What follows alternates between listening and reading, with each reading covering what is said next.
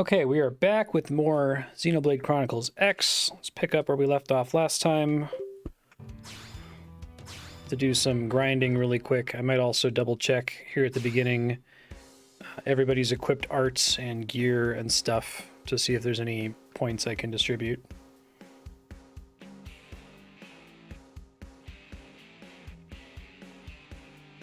Game's a little quiet. I'm gonna turn it up a bit here.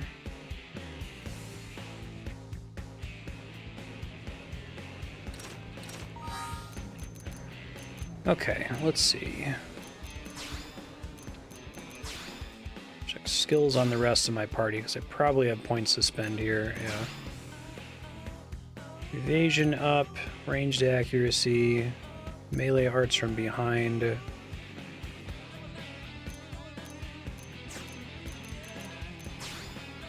What, if anything, can I swap to? Humanoid enemies, overdrive duration. Not very much that's super exciting, it seems like. I could probably just max these if it lets me. It's confirming everybody has their own BP total. Okay. So it'd be kind of messed up if it was per character here. Okay. Lynn. Everything's already maxed, but does she have any new skills that would be better than these? 1, 2, 3, 4.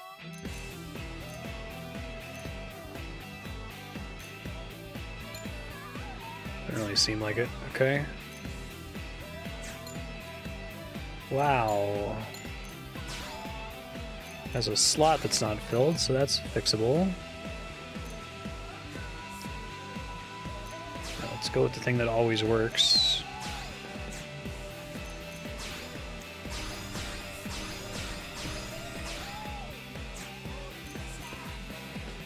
Critical chance for range auto attacks, electric damage, shock 2 chance. Those are all pretty middling improvements, okay.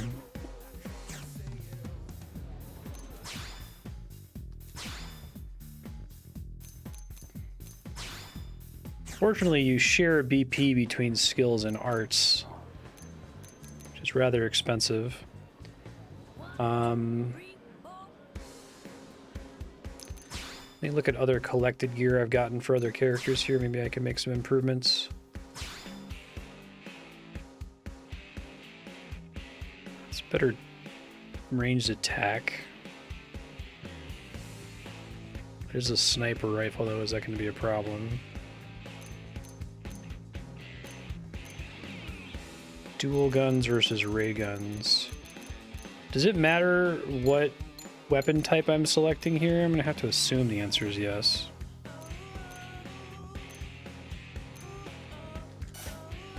Unable to... Okay, because it's red. That's why I can't equip it. Let's see. Well, that answers that question. It's weird that it displays the stuff at all if I can't use it.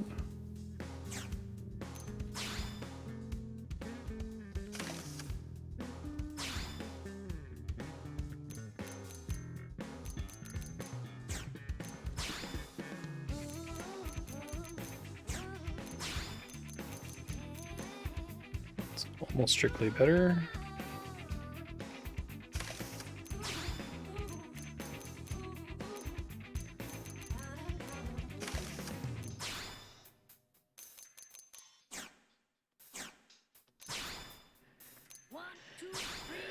Any new Gatling guns?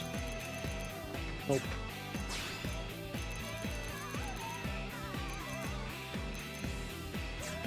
No new shields.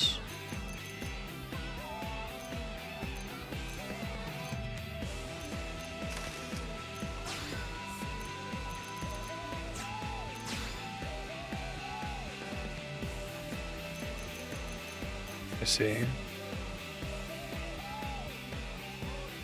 Oh, that's worth the downsides.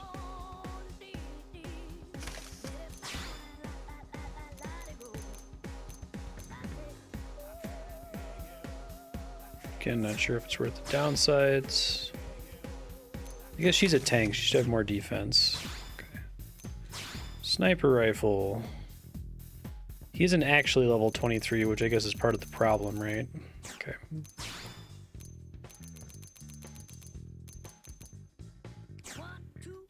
Right. He has a titanium spear. This is an advanced titanium spear. It's a higher level, but it's worse somehow. Okay. A lot of this game is just like, don't ask questions. It's fine.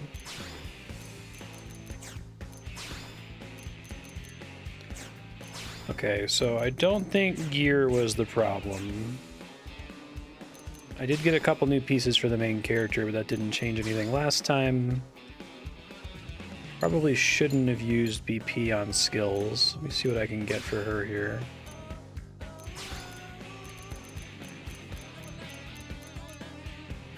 Is her starting build particularly good? I can't even really tell if I should be switching out skills for her. Shield wall, nearby allies, grants barrier. Guessing if you have multiple sources of barrier from the party, one of them just gets wasted, basically. Probably don't want something that's specifically thermal resistance. It's not very helpful.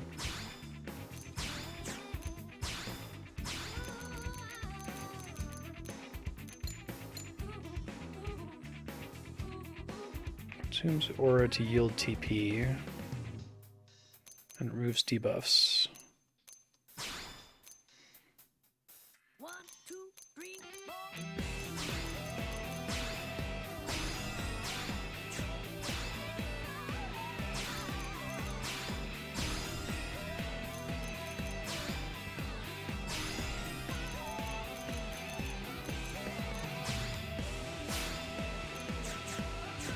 Let me see if the Collectopedia has anything to pay for me here.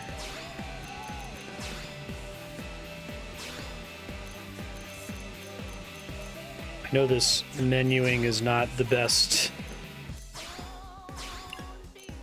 for giving me feedback as to whether the new encoding is causing a problem.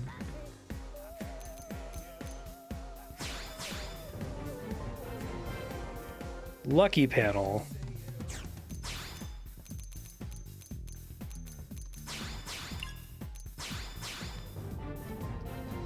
So I'll get one for it being a lucky panel and for getting the whole section. Okay. 1, 2. What kind of items are those awarding?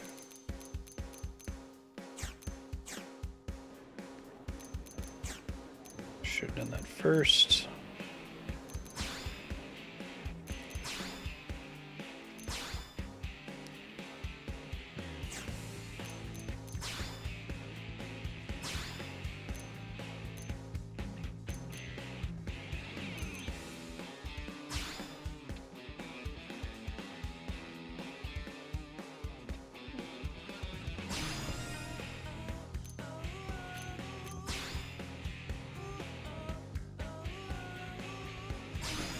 Duration on that's not great.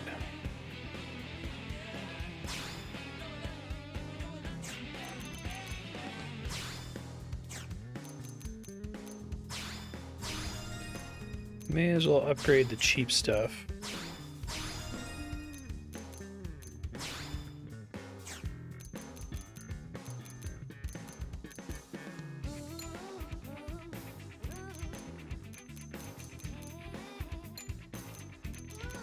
Make sure everything equipped is at least level 2, because that's almost free to do.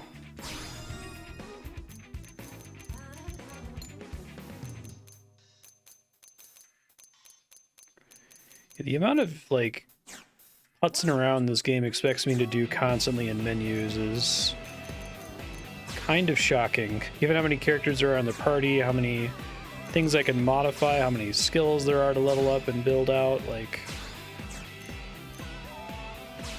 I feel like I'm going to bail on this without even being done, you know, with there being several things I could have done to make it even better.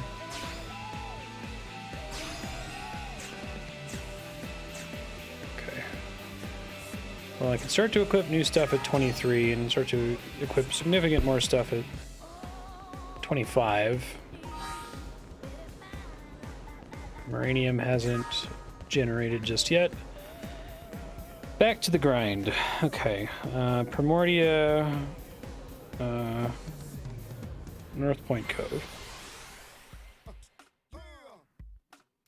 Most of them are decorations for the barracks. Okay.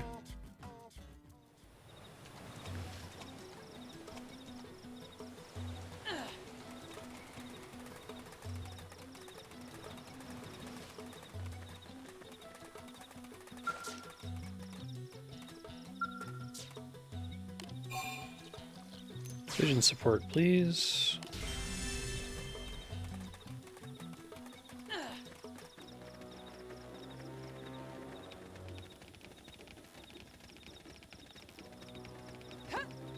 Oh, it's nighttime. Shit. Okay, hold on. Gotta go rest.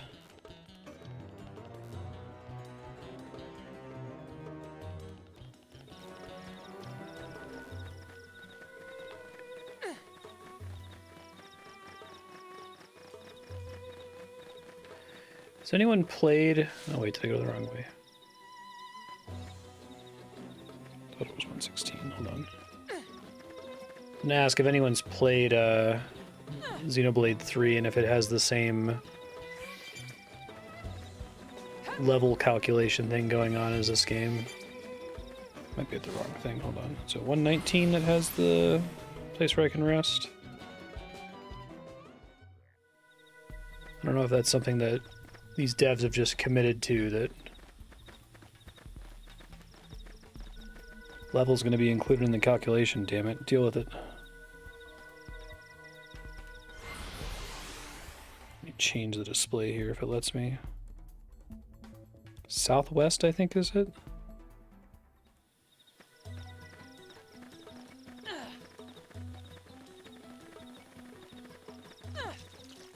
Oh, I couldn't see the little tower above it. Okay.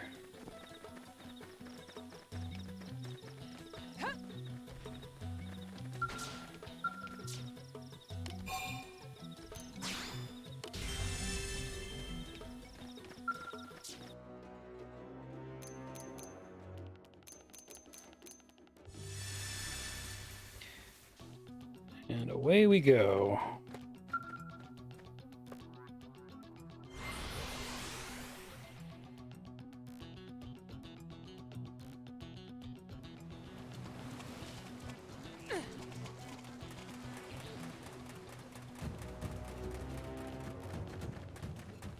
Yeah, but didn't we establish that there's a difference between technically accessible and maybe too much of a hassle given the enemies that spawn in the immediate area? Because we also said that that one probe that's through the cave full of level 48 enemies is technically accessible, right?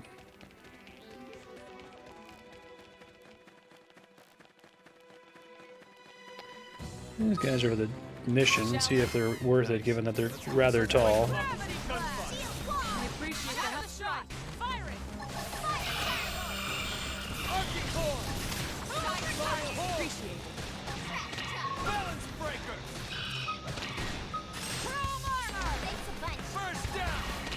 They're definitely more annoying than the other enemies.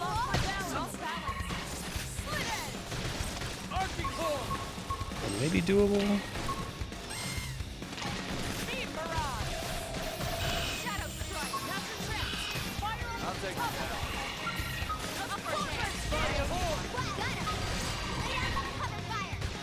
It just feels like every moment that I spend trying to find a cool exploration thing in Oblivia, moments I'm not spending just killing beetles and guaranteeing progress. That gets me closer to a Skell that makes world traversal easier.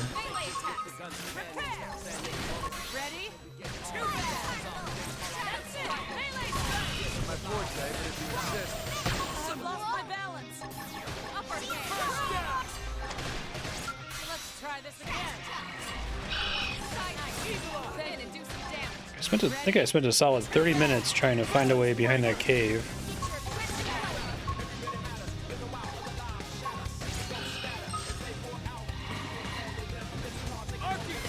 Wow. 116 base. Oh, did it stop being the objective enemy while I was fighting it? Cool.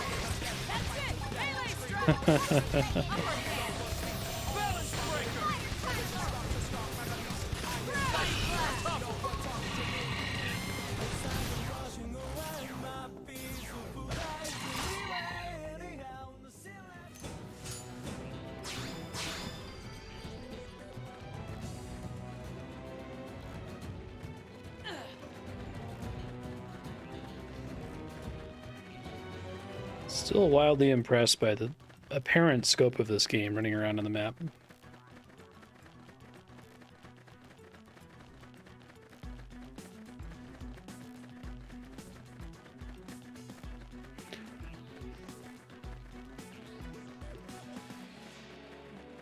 Right, so if someone else in my squad finishes the objective before I do, it's gone.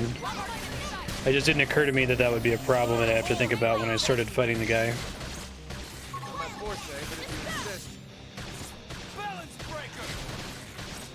Oh no, I didn't even kill anything before the counter ran out. My first kill, it was already gone.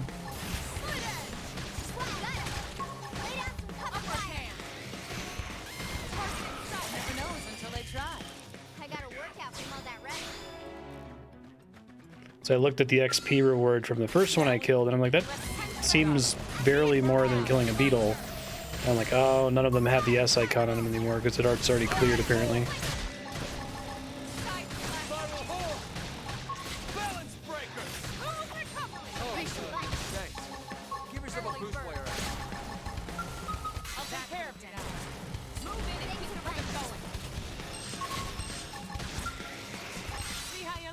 How does BP get produced outside of the Collectopedia? Is it just occasionally a reward from combat, separate from XP? Let's move. Very well. They're all gone. Speed barrage. The melee attack. Shadow God. I appreciate the help. Stagger them. Fire now. Melee attack.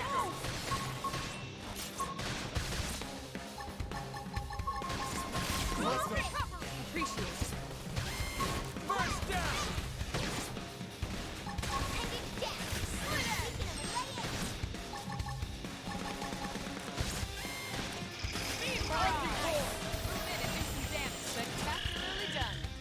Okay then. Shall we? Engaging. Lay down the fire. I appreciate the help.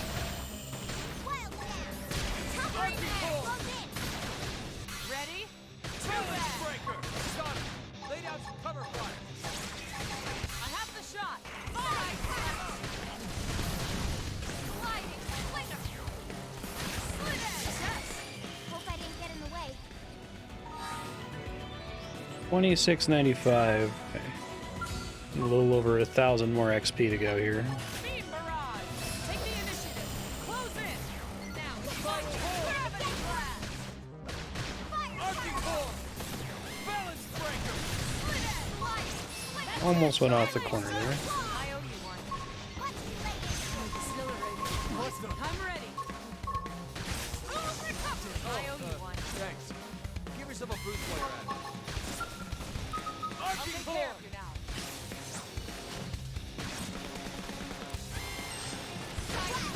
Spectacularly done. We got him. Let's move. Speed barrage. Take the initiative. Close in. Thank you.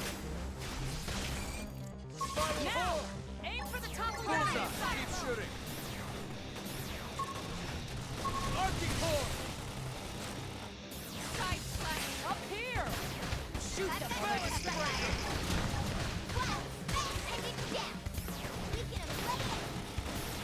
Speed barrage. Alright, achievement unlocked.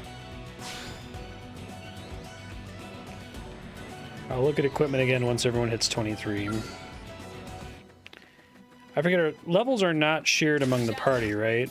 Engaging. And there's nothing to like catch up characters who are behind. Shot. Firing.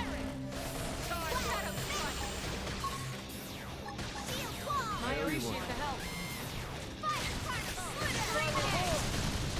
Arctic core. Appendage destroyed. Lieutenant strike.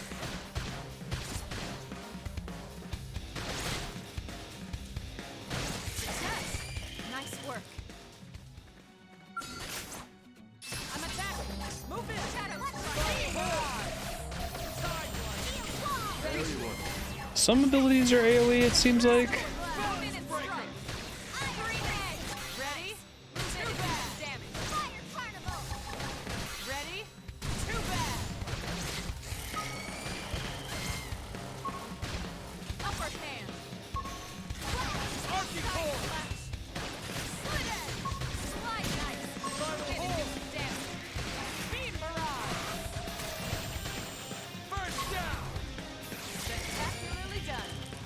go.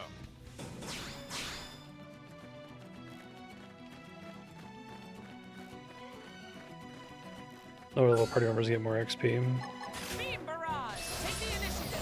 Close in. Sidewinder. Well, I don't want to spend 30 minutes. If the objective is to progress the main story, I don't want to spend 30 minutes running around trying to find a way to an interesting exploration objective and have it just be impossible or like a 1 in 1,000 chance like that cave, right? Like, I've already explored 90% of the zones available to me.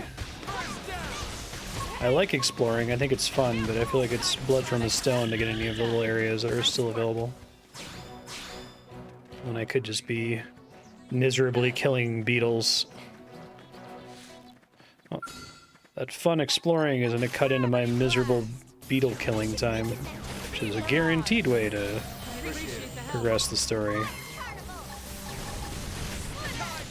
I feel like getting the Skell is going to make a lot of these problems moot too.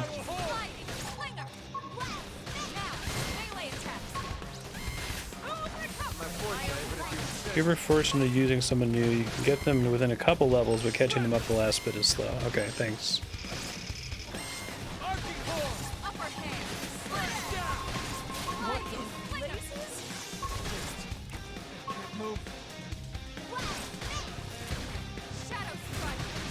I appreciate the help. Beam barrage. They're off guard. Stagger them with melee attack. There we were. I'll stagger them. All melee attacks get a bonus for being to the side or behind of the enemy, is that true? Ready? Too bad. Spectacularly done. Okay then. Class skill acquired. I want to try to see what that is.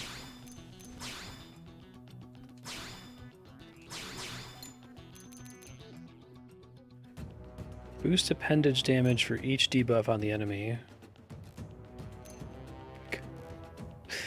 It seems so easy to fuck up and really misplay in this game. Boost TP when taking weather damage. Like, I don't know if that's like completely worthless or if there's certain parts of the game where having that is broken and just lets you trivially beat a boss because you have infinite TP, you know? The abilities just feel like they're all over the place in terms of efficacy. And you can really make an absolutely terrible build and spend your BP very stupidly. I think I've already misspent a lot of my BP.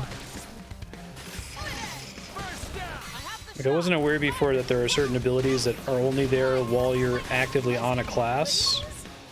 Like Gravity Blast and Dispel.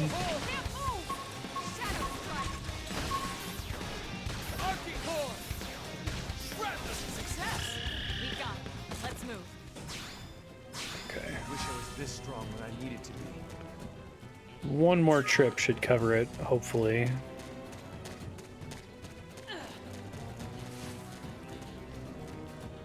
I think to respawn them I have to rest anyway.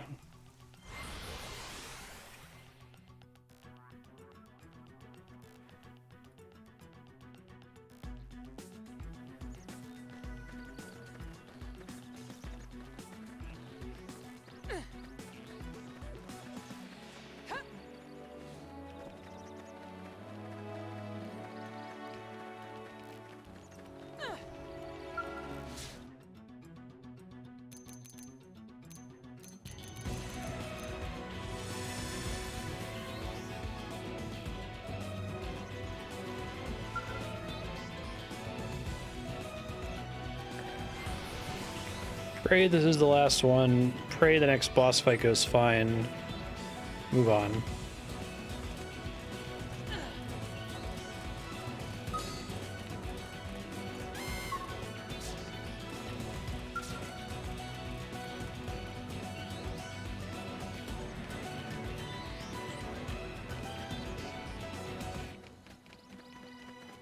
Mastermind and... hold on.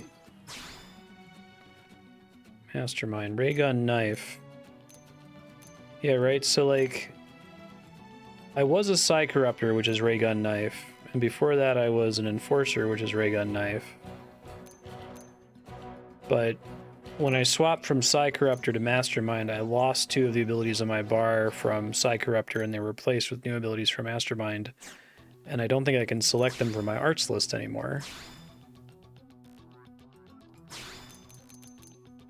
I could check.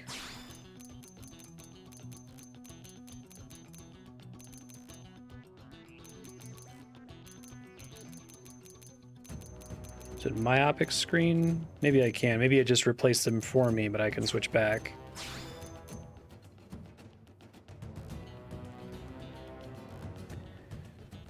So what's the reason to have...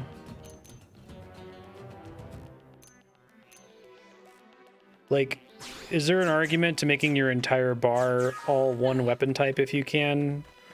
Is it that different weapon types tend to have different colored call-out abilities, so if I don't have at least one knife ability, I'm not going to be able to proc hit him with a melee attack requests?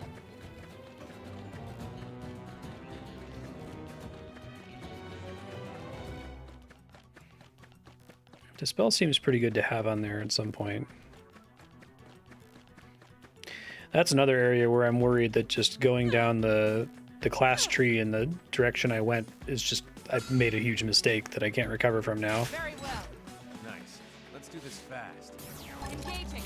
Lay down the fire. I have the shot. Target one. I would hate the progression system in this game a little bit less if I was able to refund points and reallocate them.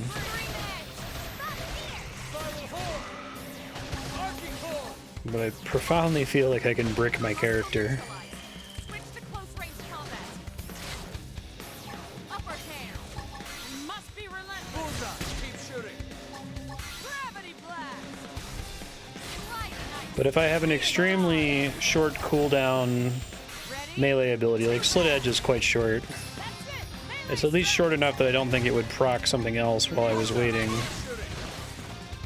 I wonder if I can try to double down on the gun, basically. Because things only go on their second circle green cooldown when you have the relevant weapon out, right? So Appreciate it. if you can have most of your bar on one weapon, that seems better? Question mark. Ready? How can I get any power out of this thing? Oh, these wires are An attack. backwards. Move in. Myopic screen. Shield wall. I appreciate the help. Bullseye. Keep shooting. Spiral hole. If I could move the little B button prompt onto the ability bar. I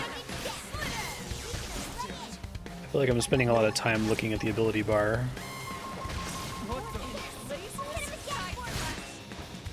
Arcing hole.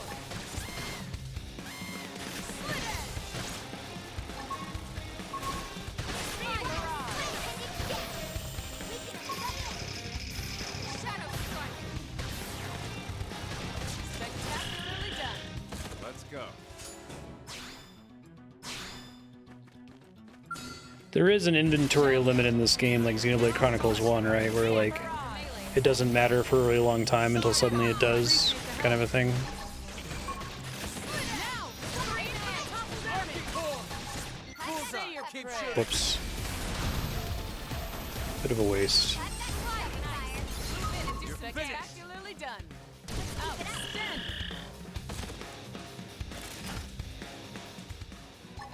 8-0 dropping a call out. Okay. Close in. My forte, but if you insist. Arcing hole. I appreciate the help. I have the shot. Okay, thank you. That's very helpful. Aim for the toppled enemy. This part I like. If you go full melee, can you screw yourself? Are there any enemies in the game that just are never reachable with melee attacks? Arcing hole.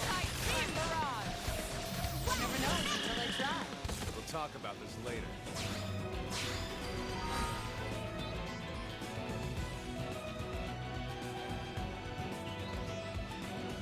Almost there. I think Lao just got a class skill. Long shot. I don't know that that actually matters. Quick reload sounds pretty fucking important. Oh my god. Wait, hold on real quick. I'm the only one that has any...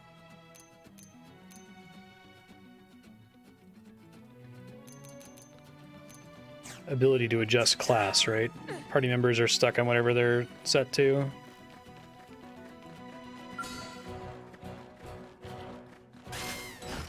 I'll start things in range. Beam barrage.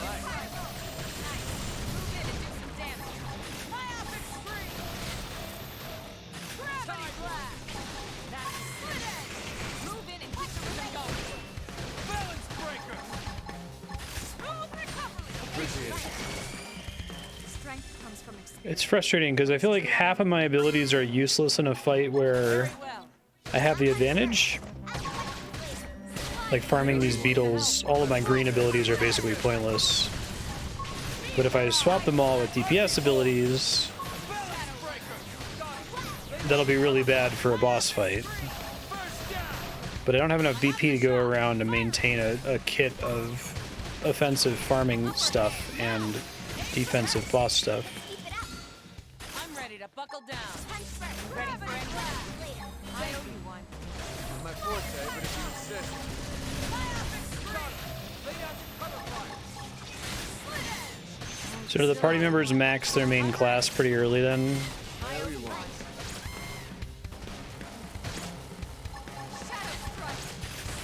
Arching horn! Upper hand. Beam barrage. First down! I don't know how we pulled it off. Too easy. So close. Beam barrage. How's the stream quality so far, by the way, with that new encoding? I appreciate the help. It's fine, normal. Indistinguishable would be great, but I imagine it's not indistinguishable. Now, aim for the top of the enemy.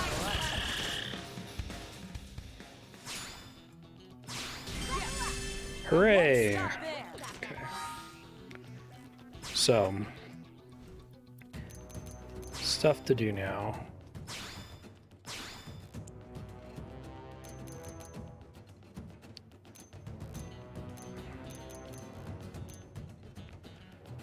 Shockingly, many of these appear to be worse. Attack is my damage stat, right? So it's because, well, it's because I have range attack up 3 on my level 20 ray gun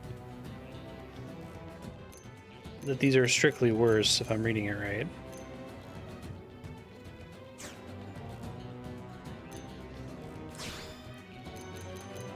Quality seems fine. Okay, thank you. In fact, basically all these level 23 items are worse, it seems like.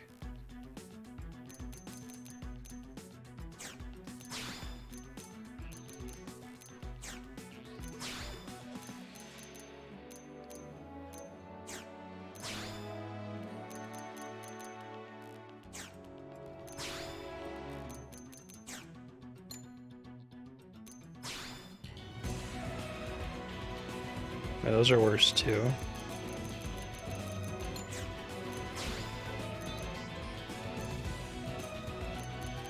These are also worse.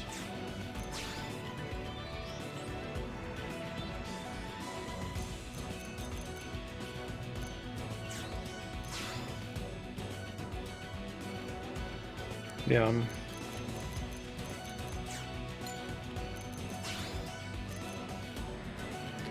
Finally, something that's better.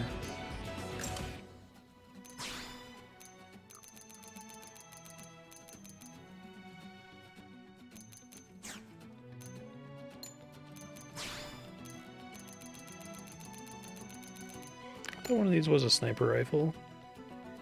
Oh, he's not level 23, is he?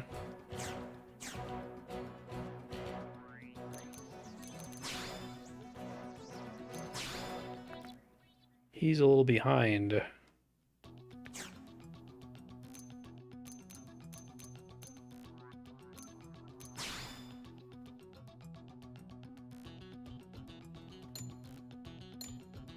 I can't see how far away from a level he is, can I?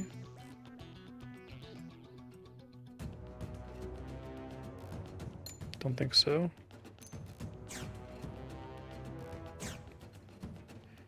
Okay, well, I'm just gonna pray that this is enough for me to handle the boss now. Do you get small little drops of BP for like maxing classes and stuff?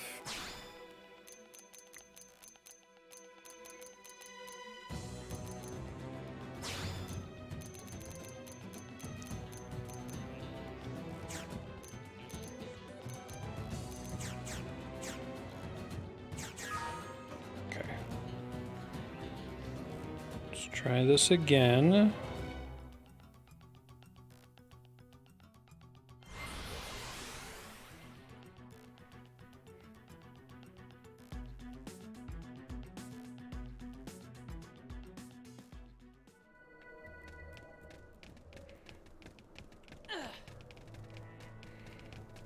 I wouldn't say this game has the highest, like, appraisal burden of any game I've played. So I played Path of Exile, but it's pretty high for a JRPG, particularly since a lot of it I assume amounts to get another level and it doesn't matter.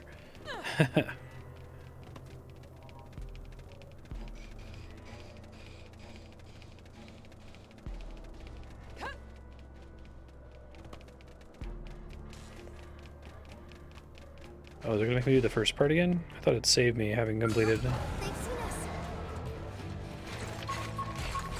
It might be okay. Weaken them just to be safe. Gravity blast! Shield wall. I appreciate the help. Fire Barrage! I'm getting pushed back!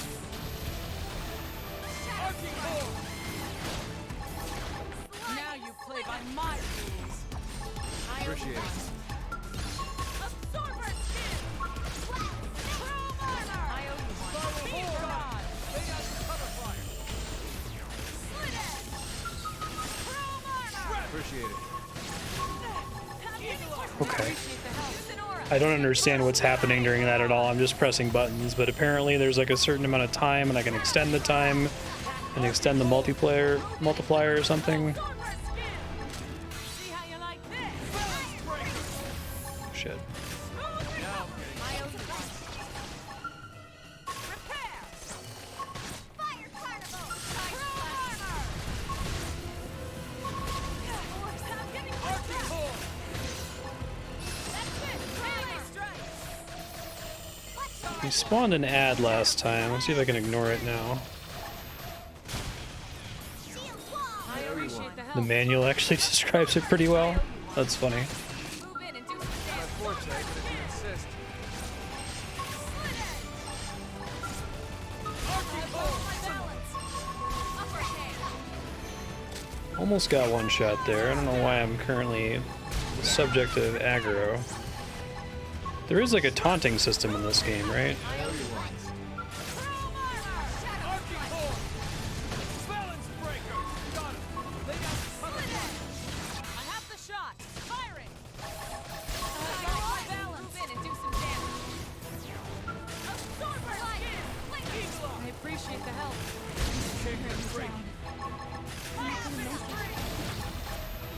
Does this help? Upper hand! I'm ready. I have to I stay. really hate this like enrage that enemies do in the last 20%. It makes it so it's even harder to tell if it's possible to do an encounter yet or not. Or intended to be doable yet, you know? You can't give up now. Appreciate it. They're off guard. Stagger them with melee attack. I'll stagger them. Sliding splinter. That's it. Melee strike. Charge one. Can't get a break. Beam barrage. Side slash. Smoke balance. I have lost my Arcing hold! balance. Smoke balance. Balance breaker! Chrome Got him! armor. Lay out the cover fire! I have the shot. Fire. Okay. Literally the same fight. The only real difference is that I was one level That was higher. fun. Let's get the hell out of here. Oh, we're not done. Maybe we're done? You've got to be kidding me.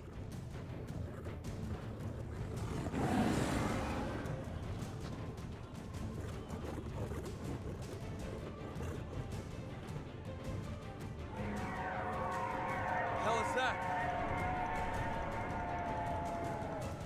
It's Bahamut.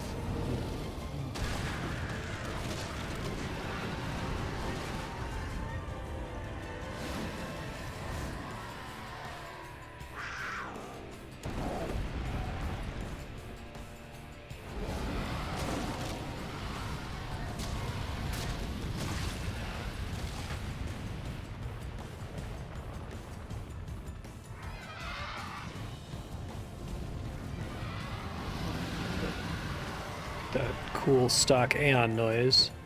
Overdrive is unnecessarily complicated, with each color of ability having its own overdrive specific effects on the timer and or benefits of being an overdrive. Yeah, that's what somebody said, to use 2 of those green abilities to get a whole bunch of free multiplier or something like that.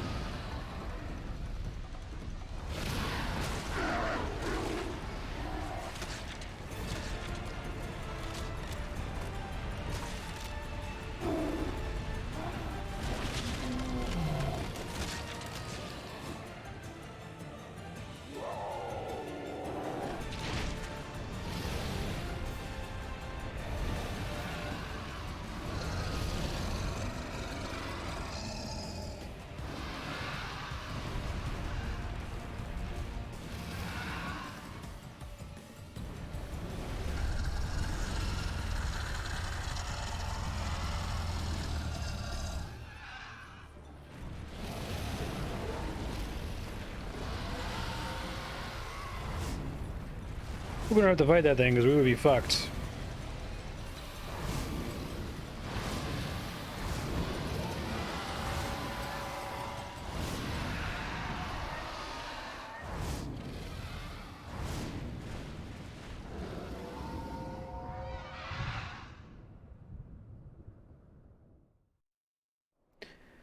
Okay.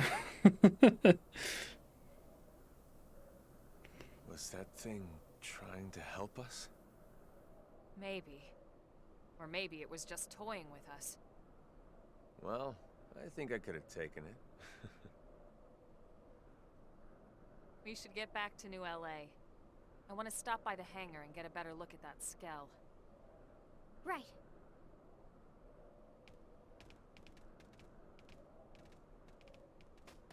Exactly.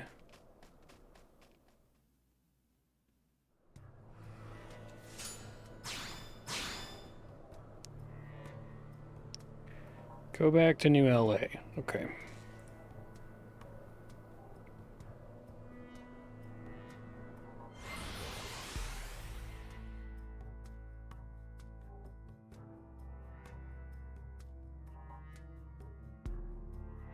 None of those gear upgrades affected damage or defense significantly. They were all extremely mild. And the couple upgrades I put into arts and skills were like 5% extra beam damage or something. Like, none of that is enough to explain why I was able to get into the fight that time and Am I right? never really go to see one person go down the whole time, right?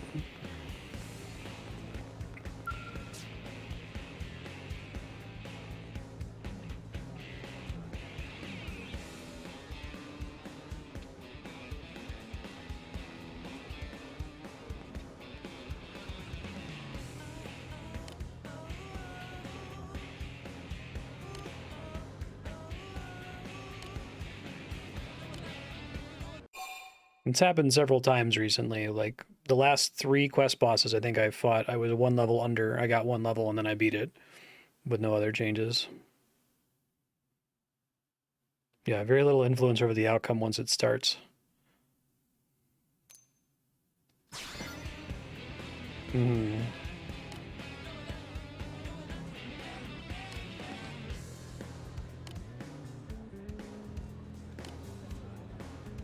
I like that the Monado premonition stuff lets you feel like you and your role had some role changing what's going to happen.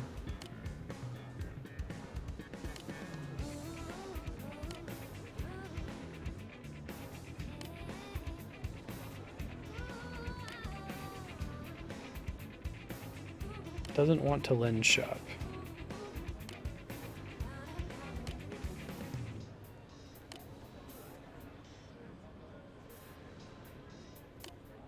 One, two, three, four.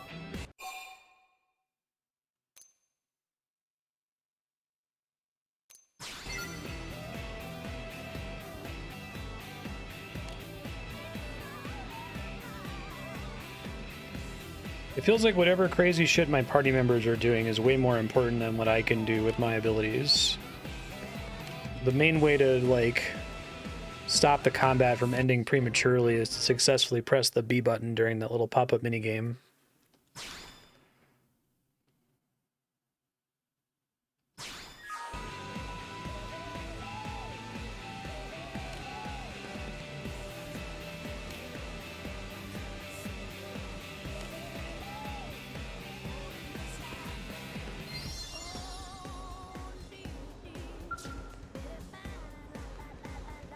Did you actually?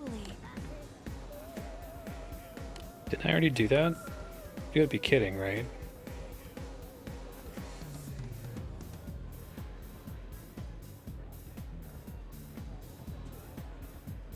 Alright, whatever, it's fine. Intel is quest, where's quest? Missions. Three, four.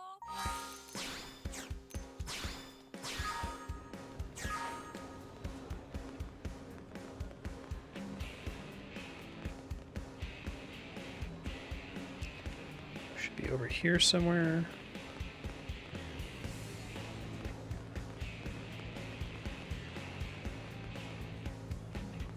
Alright, the mission marker says it's here.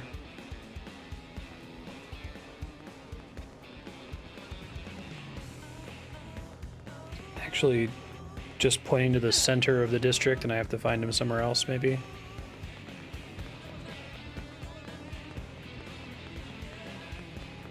Am I right? Am I right? Hmm?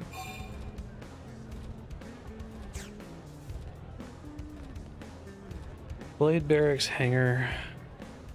Oh, Well,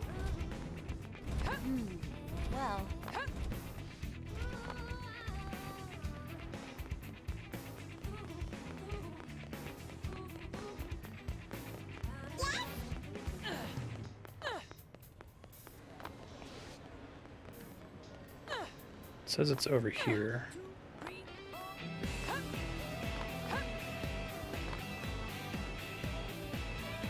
Where I'm standing exactly is supposed to be the dot. Is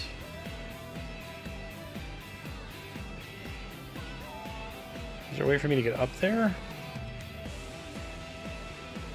It says outside, in front of the restricted hangar in New LA's administrative district.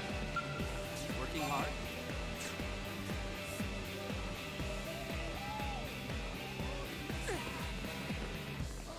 Where can I go to go down?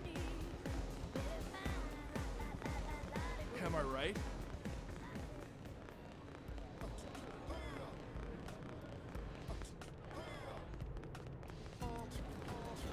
Am I right? Trying to look for a staircase or something here.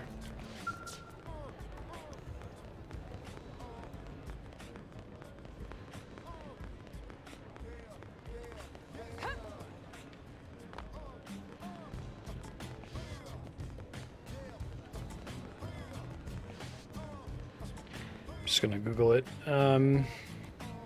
Xenoblade, Chronicles, X, Chapter 6, Commander, and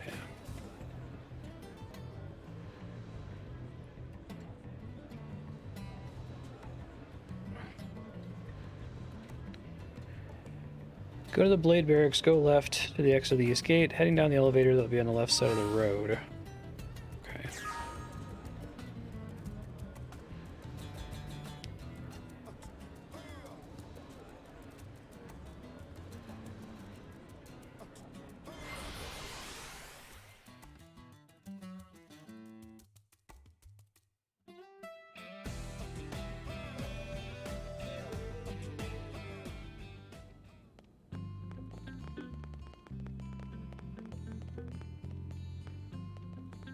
So we want me at the East Gates.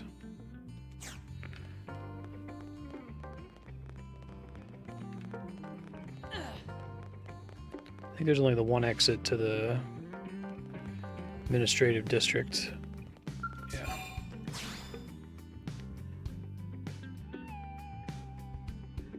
Head down the elevator on the left side of the road.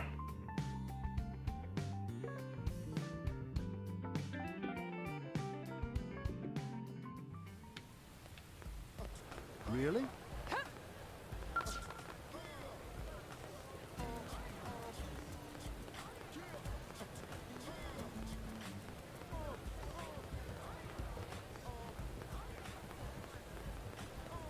Looking for an elevator.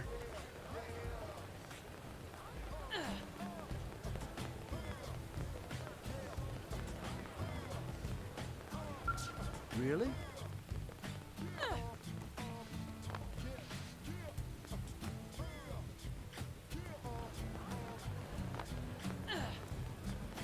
If anyone sees it, please tell me.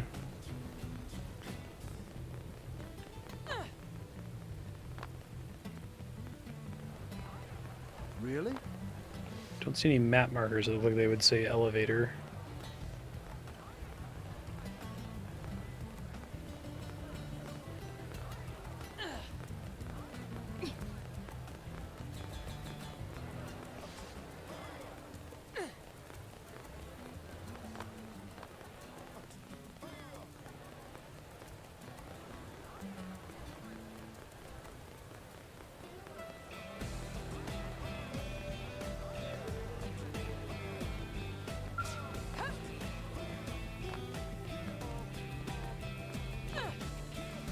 As in coming out of the barracks and facing right.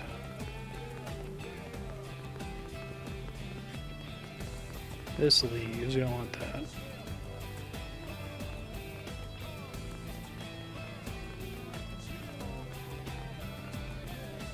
All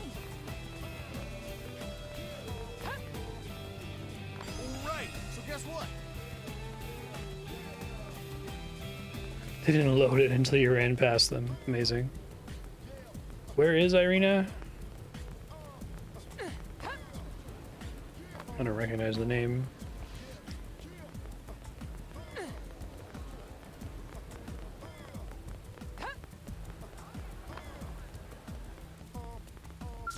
Turn right. Don't keep going right onto the road behind them.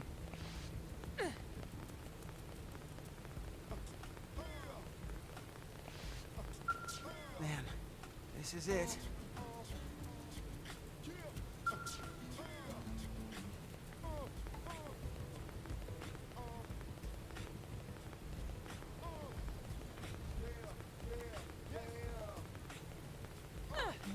Is this an elevator? Okay. I feel like the quest marker needs to be pointing at that because I've had no cause to touch this thing, I don't think. Maybe I did like 20 hours ago, but...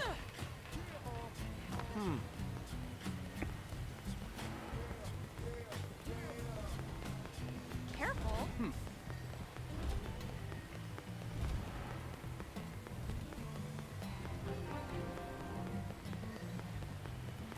Hi.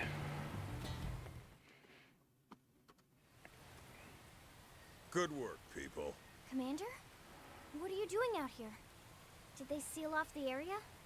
Actually, I was waiting for you, Lynn. Why me? You want to tinker with that new alien mech? Well, I mean, duh.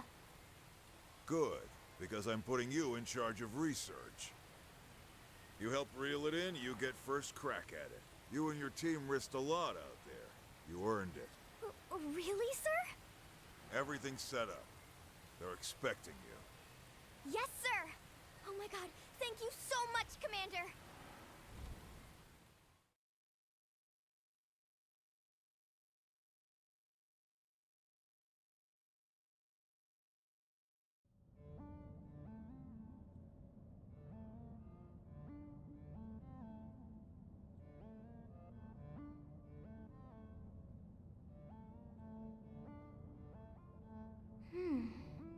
Is this even a Skell? I mean, the external armor maybe, but I'm not detecting any known materials or components for the purple frame part. In fact, I can't even find a power source. Maybe it's like an idol or something? To some alien god or whatever?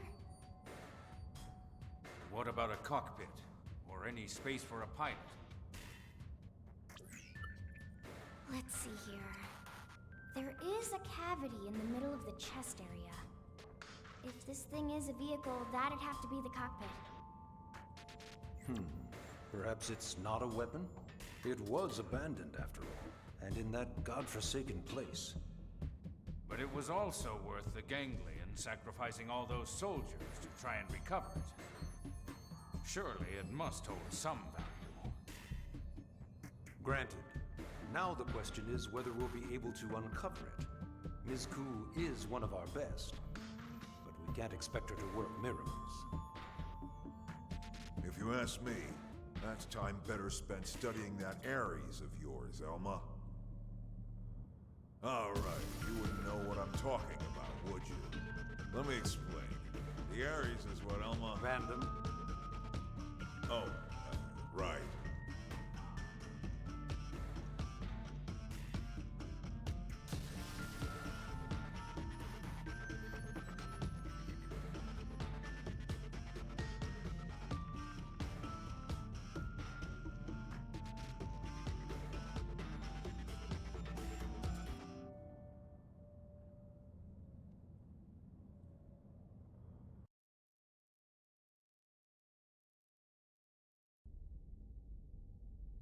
Got it. Weird Those are robot. your orders. Have I made myself clear? Quite. Mystery with Elmo. 69, Seem dude. displeased, Gajag. Perhaps the great hero of Roth does not enjoy taking orders from the ganglion. Perhaps he feels it beneath him. It appears nothing is beneath me of late.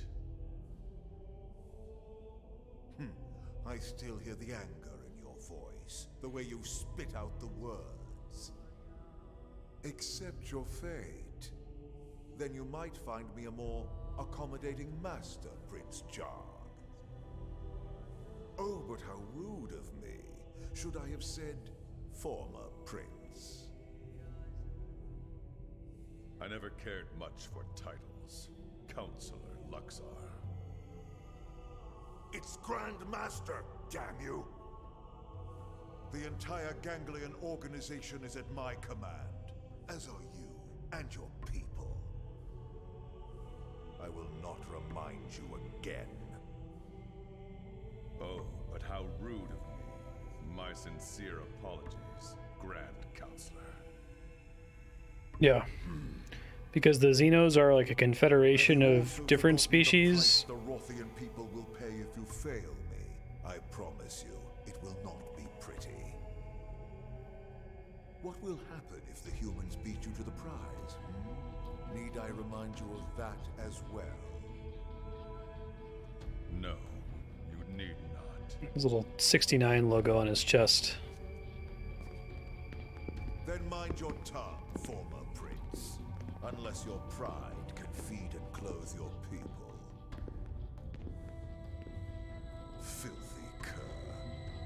Yet I will suffer him gladly, if he can help lead me to you, oh Great One.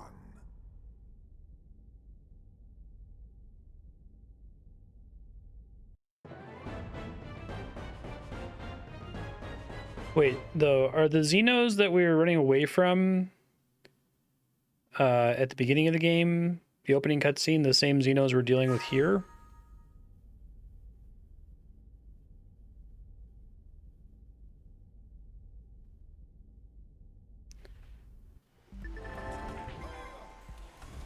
Getting a Skell license.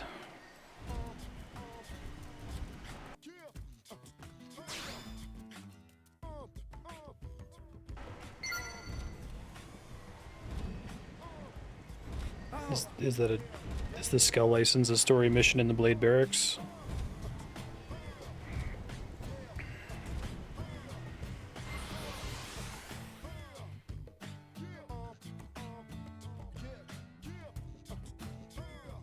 Also, I apparently have a new storage probe, so I should try to place that, and that should be chained with other storage probes, right?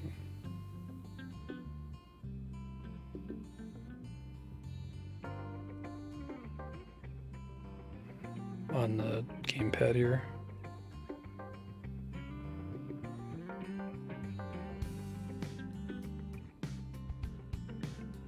Those are all mining probes.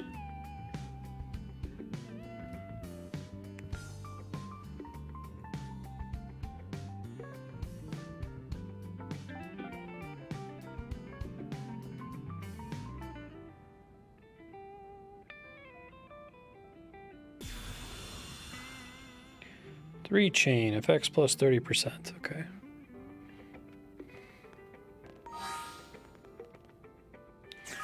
You should do the next story mission.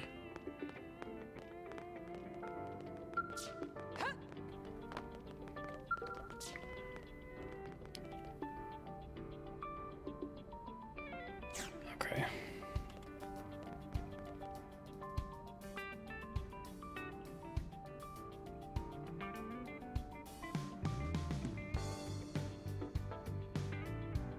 Sorry, I gotta scan properly here. There we go.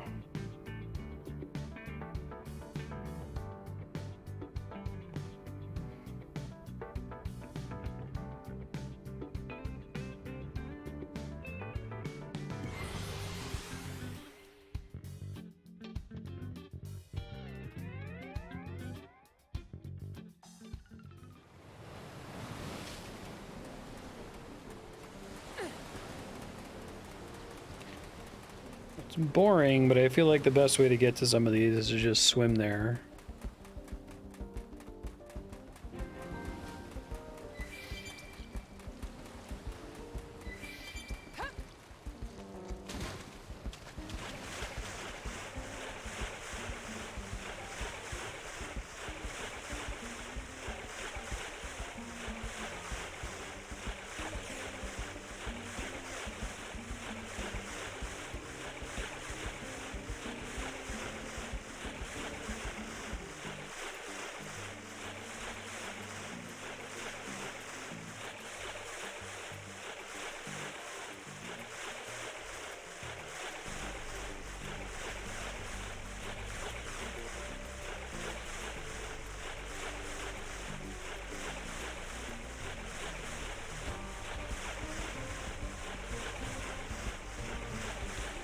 There's usually one thing of note in a X on the map here, is that true?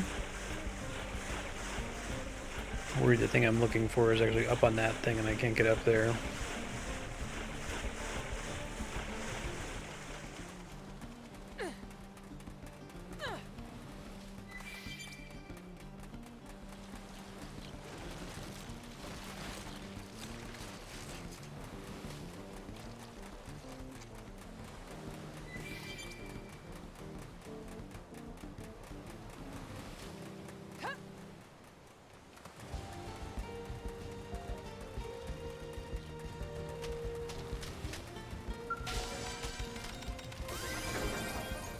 Hooray.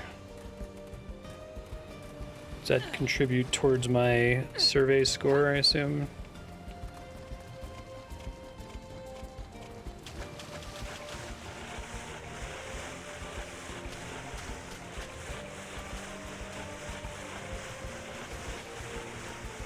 almost positive this thing is above me. Just wish I had a way to know that.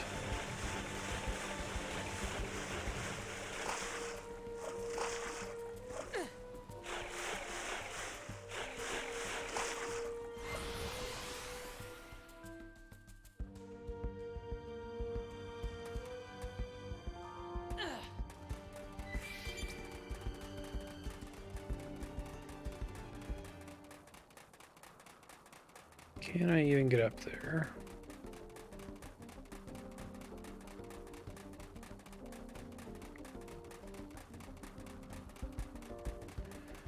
Exploration's like a flat XP amount, right? Well, that's a thing I'd very much like to get. Doesn't change your scale with level at all.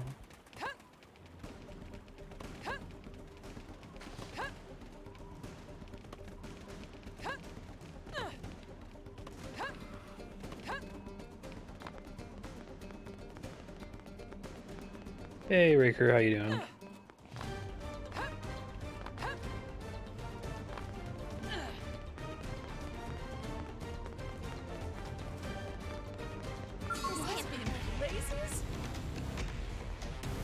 Go level 25 rather than trying to run.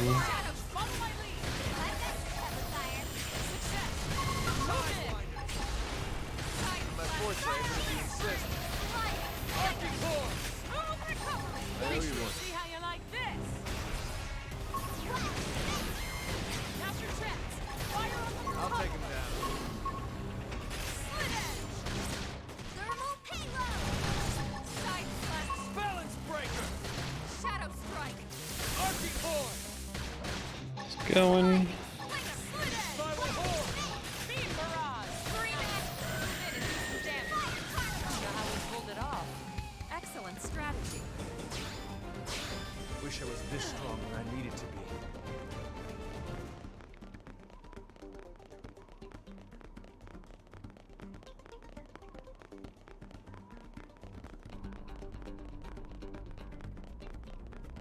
Don't know if I can get whatever that thing is.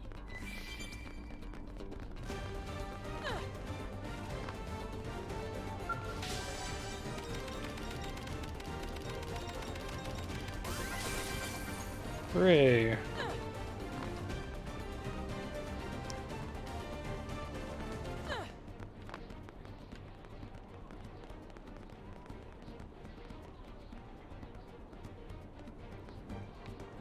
think that's the body I need to be on top of over there, so I don't think that helps me, unfortunately. But I also think this thing was above a mechanical scan thingy. Hold on. Lost track of it once I actually got up here.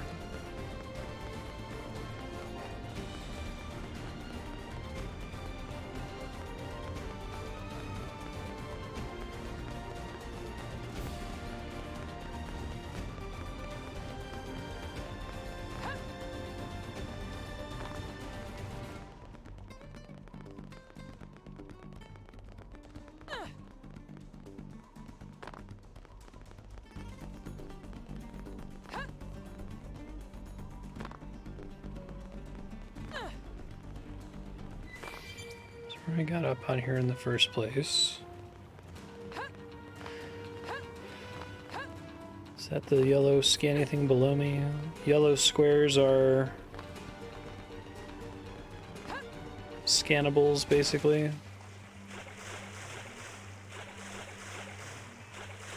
Field skill objects or whatever. I'll do this one.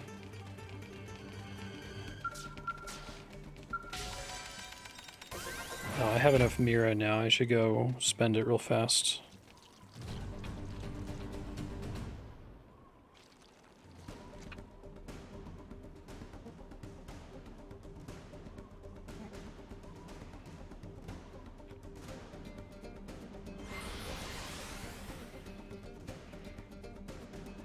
Yeah.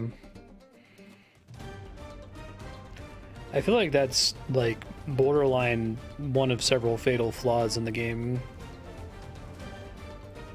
I don't know how they could go about giving you some more guidance in terms of height. This warp's here now.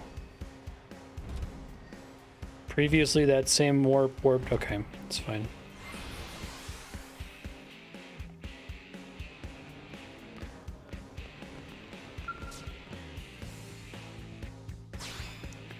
Maybe it didn't and I just thought it did.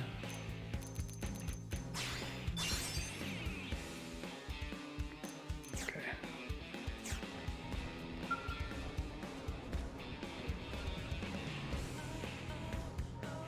25% is the target here. I don't think I can get to that. There's a probe that's on the southern edge of the map in Oblivia, and I don't think I can touch it because I think I have to be able to go way higher to reach it.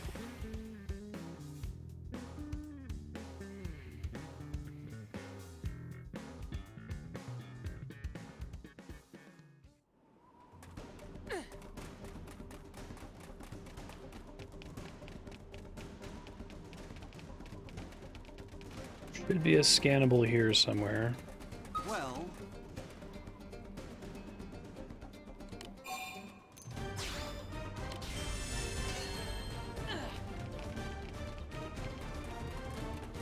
Are some of those Division support characters like computer NPCs, or are they always other players?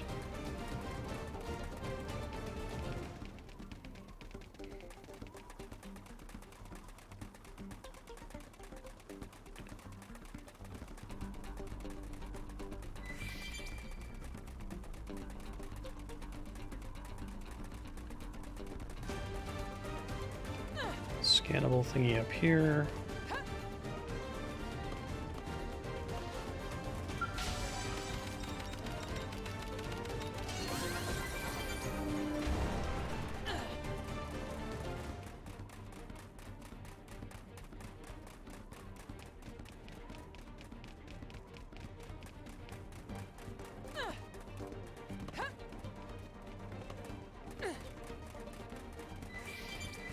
I feel like this game could have been really amazing if it had just 10 more years in the oven. Or it was just an MMO. And so therefore would require constant post-launch support.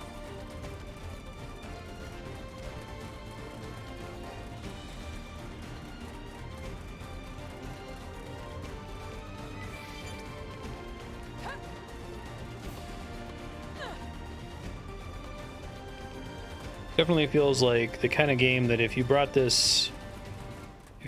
running around on the map to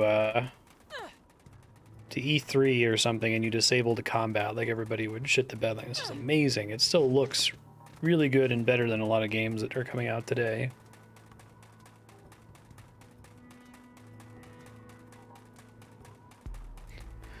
Bunch of side quests in New LA. Give survey percents. Whatever continent they send you to. Only at the end of a quest chain it involves dicking around in New LA for 2 to 3 quests. Ready?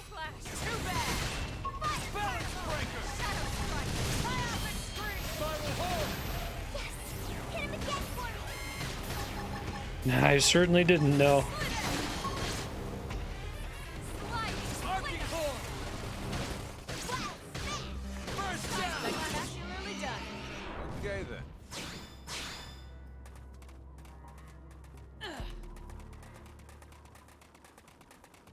I don't completely hate it. I don't think it's rotten to the core.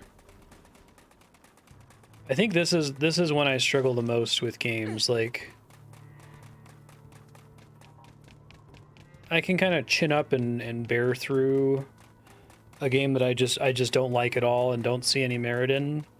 I was gonna fuck it, you know, it's an RTS, I'll make it happen. I don't get it, but somebody gets it. Here it's like I get what they're trying to do, and I really like what they're trying to do. And there's parts of it that are brilliant that I want to see more of. But there's so much to wade through, it feels like, to get to the good stuff.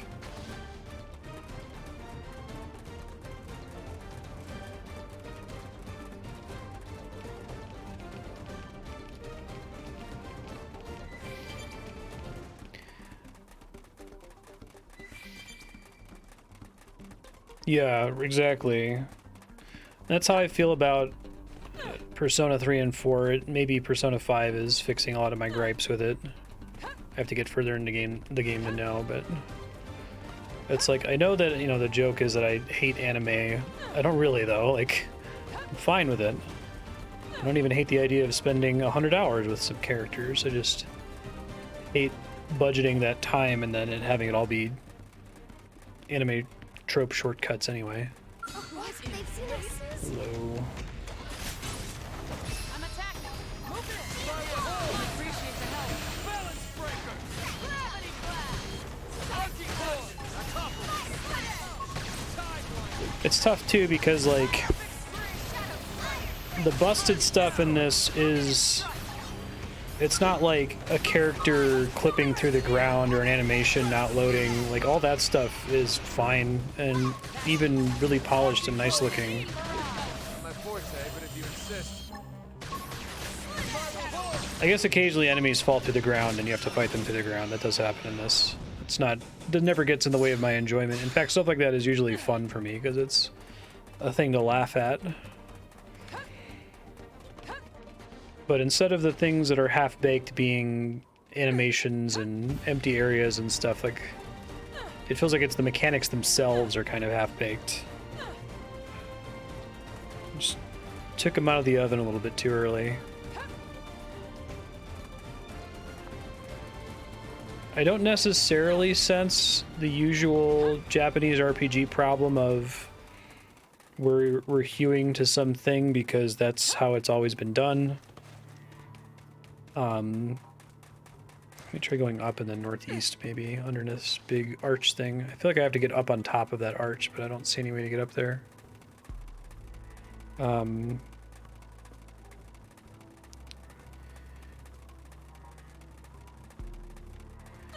Like part of the explicit objective with Xenoblade, the first one and this one, is to try to make a more Western RPG styled game, right?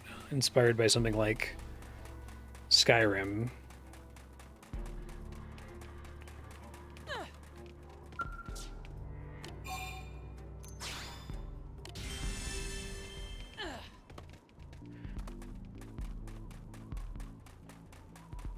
It's just the worst mascot character, yeah.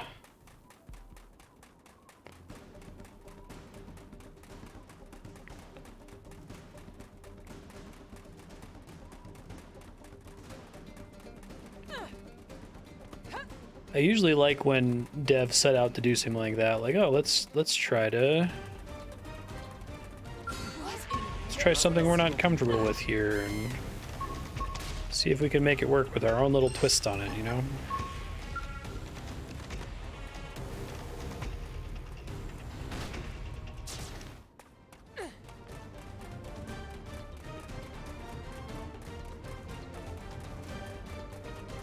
Looking for places I can access. Don't think I can access any of this stuff. I think this entire northwestern shelf of this continent isn't accessible to me. But it's almost impossible for me to tell.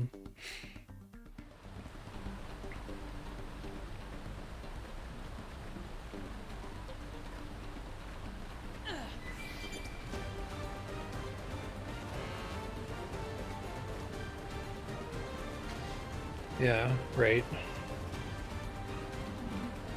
Right. Yeah, it would feel a lot better if a lot of these systems were just like fully gone, like I think as a matter of my philosophy as a player of games, Where do they all come from? I think I really dislike mini games that have a massive impact on the outcome of some other more central core loop. Like I don't like preemptive attack mini games and JRPGs.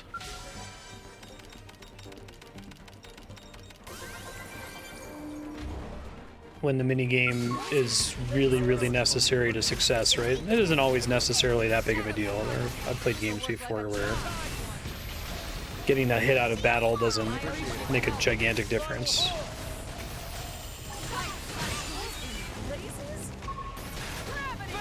People making the game world got ahead of the people making the game. I owe you lunch. I think this was the game that made me think I wish that game development was more siloed. That like it's cool when you have a studio that can do it all, but I feel like game scope is getting so big. I'd rather that there be like a contract studio that's really good at making environments and a contract studio that's really good at tweaking your math idea.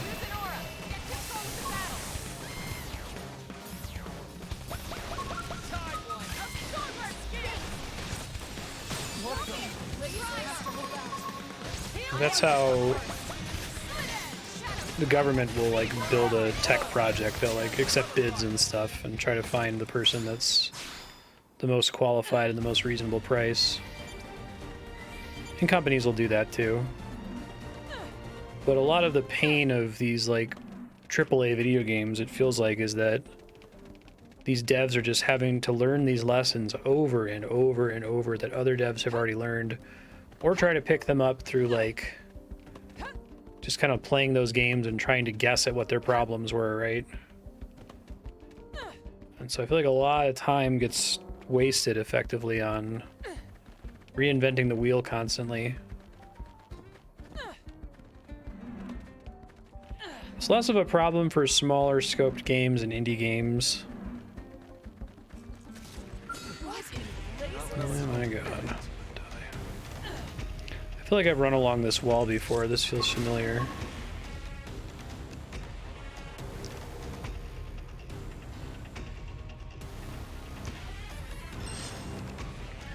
Is there a way I can get in this wall in the northwest of Oblivia somewhere? Am I wasting my time? Yeah, and it sounds like that's what Nintendo did with Breath of the Wild, is they went to Monolith and said, hey, make our world for us. And they're like, okay. And then Nintendo was like, okay, cool, you made a world, now we're gonna put a game in there.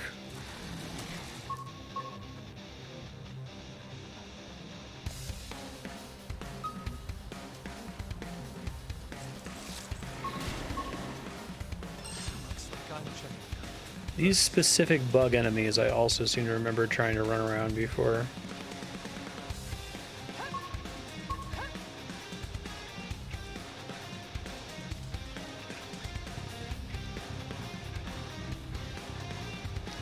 Is that fucking thing still aggro? God damn it.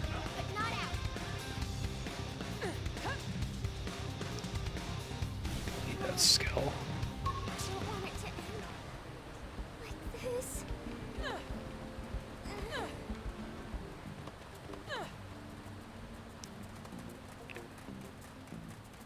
I don't think I can get to anything in the northwest, right? There's like 7 unexplored tiles up there that it says I can't reach. Okay. Survey rate is 20.93%, so I'm just trying to squeeze out a couple more. They're gaining ground. I need recovery.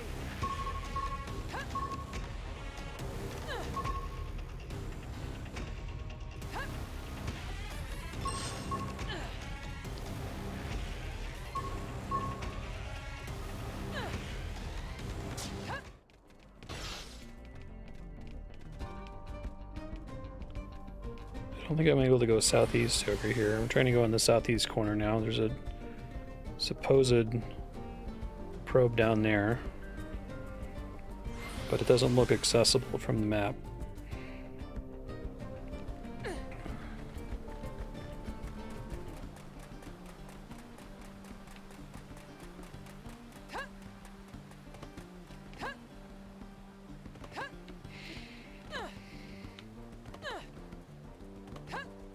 Even if it wasn't a full-on like system of contracting, I feel like just more devs doing what they did for Elden Ring, of having Gurm come out and just kick them some ideas to build off of, you know?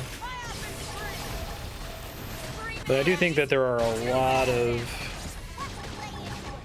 Like, if you're trying to make an online game, God help you if you're trying to figure that out by yourself and your studio's never done it before. I appreciate the help.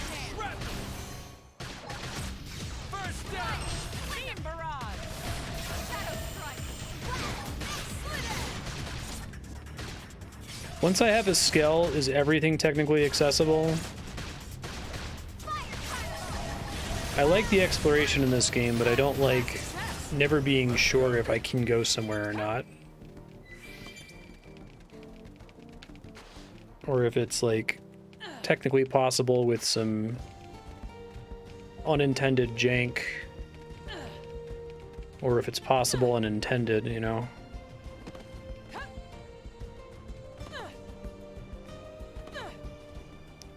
This might get me somewhere I can actually do something. There's a... I was just up there, wasn't I? Fucking hell. What is happening? Why is it happening?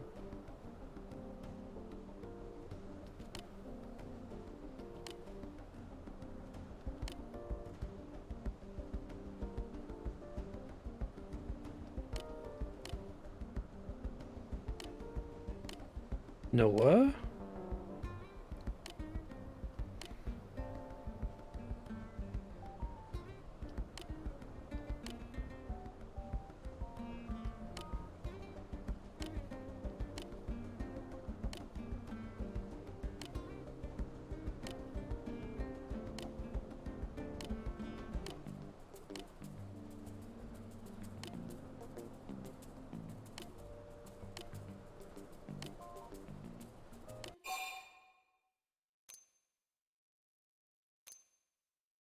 Don't know what the levels are here.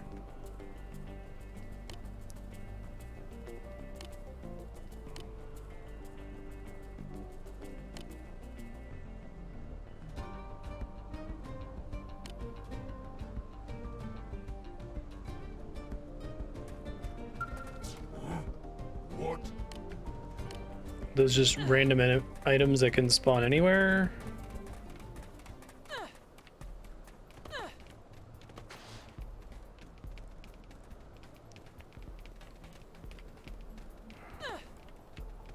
I can get up this way.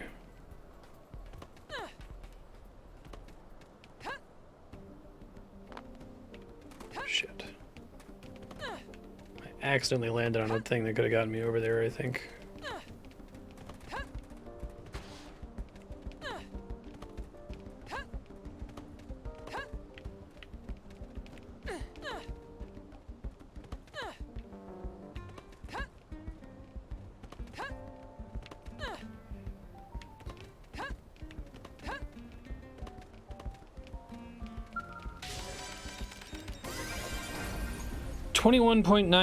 %.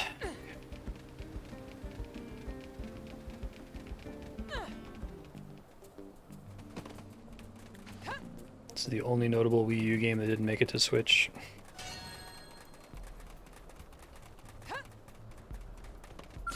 I'm realizing more and more that like the majority of my decision making in this game is driven by me looking at the screen down here. So it's got to be rough to watch. What is he doing? Where is he going? What's happening? He's kind of running around. I guess the map is at least pretty to look at, so probably prettier to look at the actual map than the gamepad map, but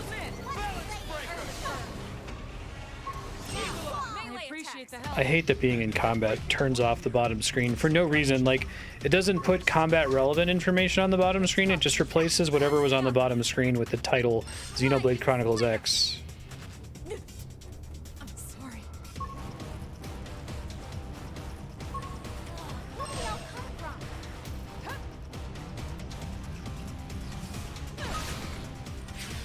I don't want it to end.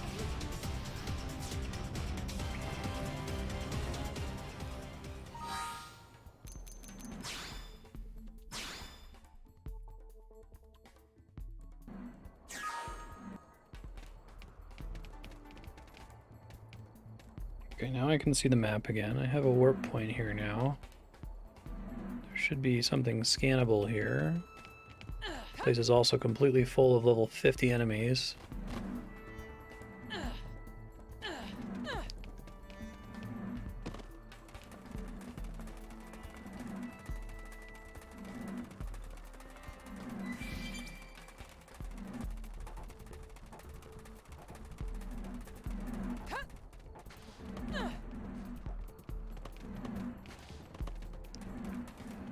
Firemaker's on the Switch.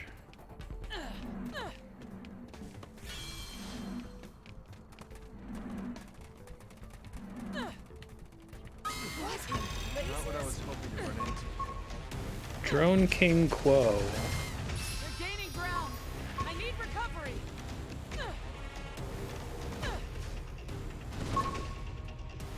Okay, well, I gotta go all the way around. I need some heals here.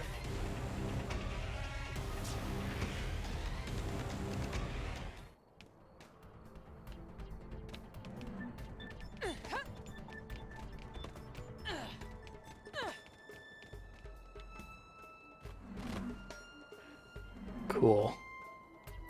Sick.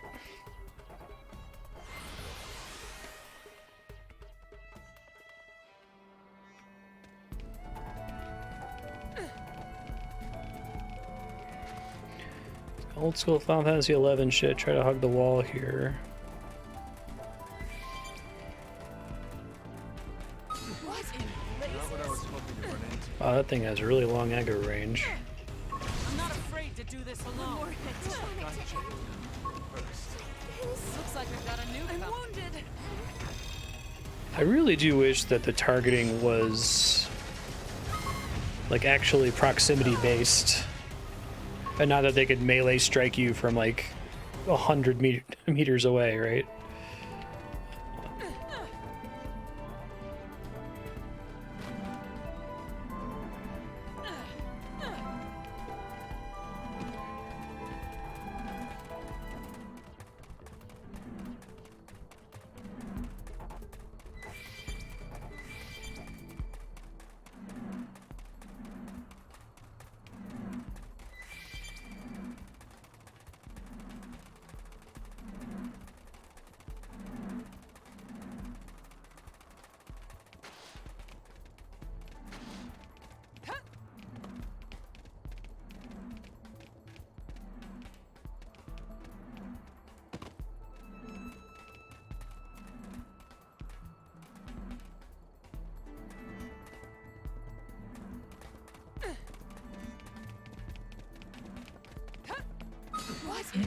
What?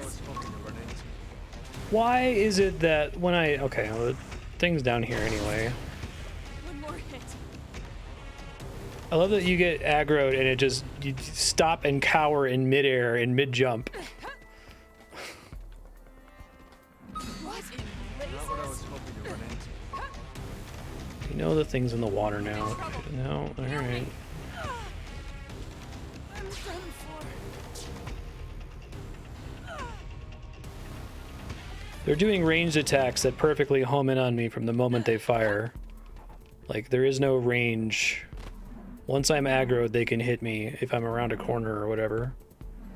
Telebell mounted.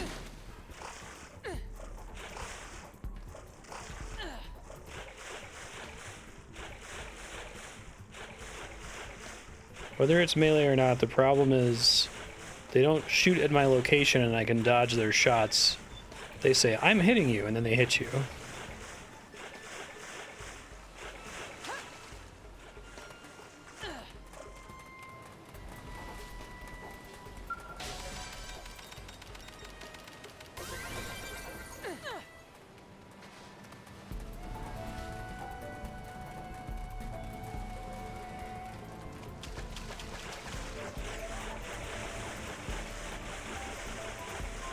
.96%. Of all the places to be on the beach and not on the top of the thing, this is not one I would have expected.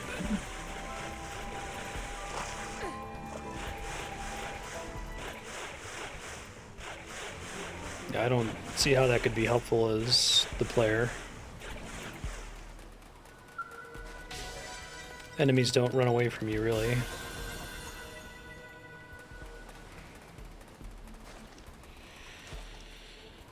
Okay.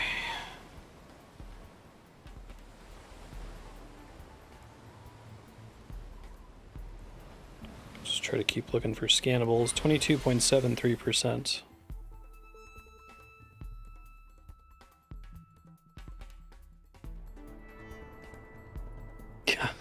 Has an auto attack with a 3-second windup. It only checks if you're in range at the start of the windup. Exactly. Now that I have level 2 archaeology, that might change some things. Go spend this Maranium real quick.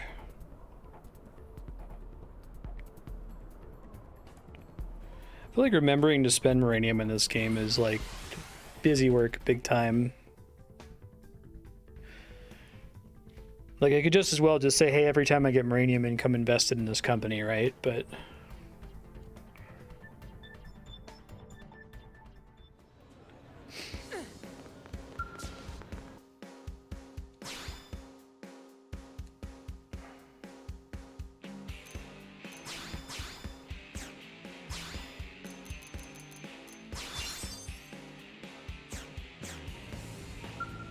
yeah, exactly.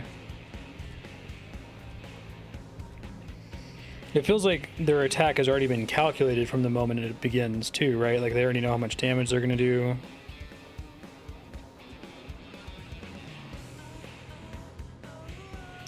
South area, I'm completely done, but I can check.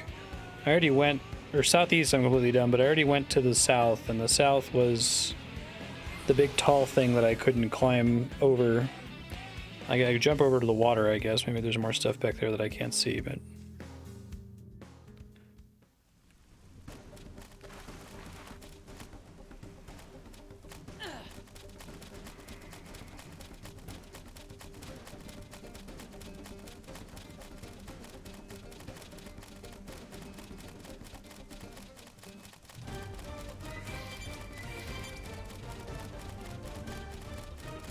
Went this way for a boss fight recently. At what level can I handle beetles of level N? Is it like N-3 that I can start fighting them? I know I left some locations of some higher level beetles, but I don't know if I can already fight them or not.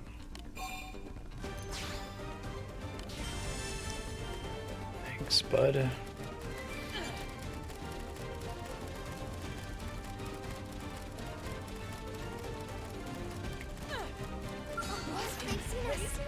I hate that you cower even mid-jump. I think it exists to keep you from immediately turning a corner and not getting shot by them. You're saying the due south beach level area, there's more stuff? I thought that this was just a sheer cliff that I couldn't reach, because I can't get over there. Maybe further southwest-ish?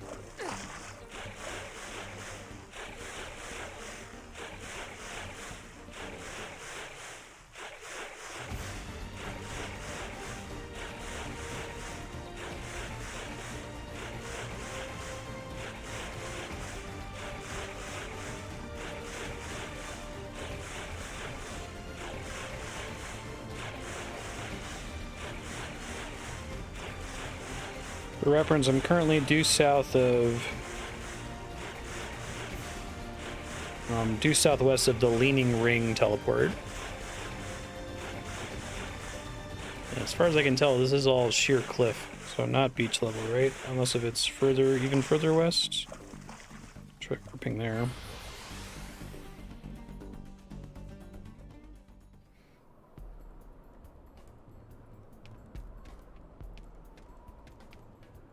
I feel like if I felt that I could meaningfully dodge attacks, sneaking around with this would be still really exciting, because there can still be so many enemies that they're gonna hit you, right?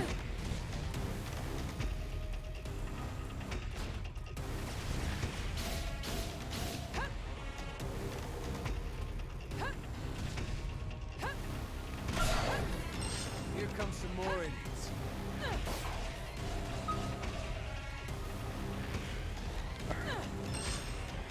Saying here comes some more idiots actually works when it's sapient creatures instead of a giant whale.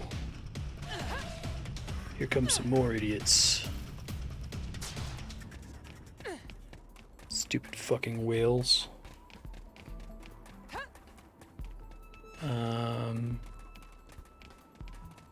I don't think this is helpful for me at all, actually. I'm worried that 25% survey rate almost means everything I can do without a Skell.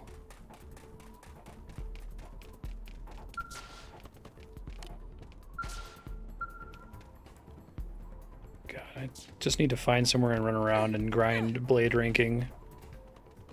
It seems pretty sucky to not be able to open all of the field skill objects.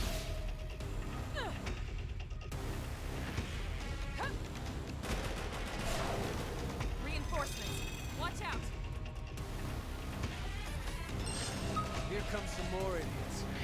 I feel like if this game had like ground telegraphs for attacks and stuff, and a bunch of enemies in regions where they weren't wanting you to just rush through them, just like completely covered the ground in ground telegraphs, and you had to like dodge to exactly the spot where you were safe, that would be really fun actually, with how big the world is and how much there is to dodge.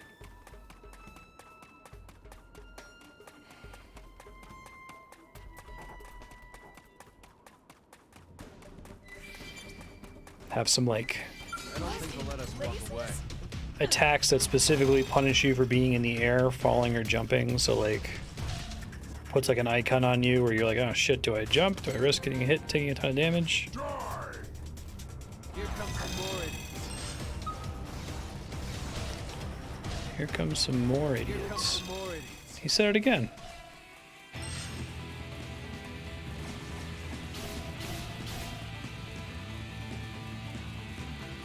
There's some more beetles, I guess.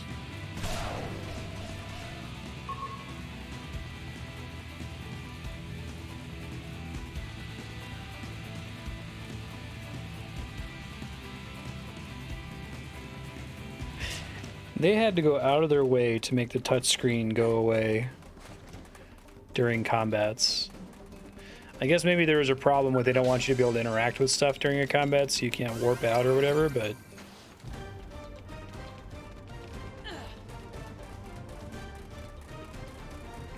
23.77%.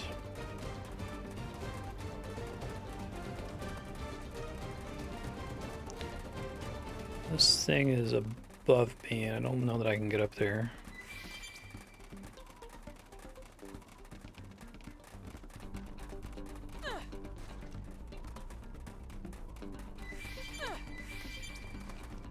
Magical fishing rod.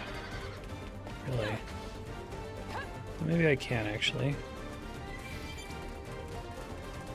I don't think they'll let us walk away. Damn weather. Somebody fix this.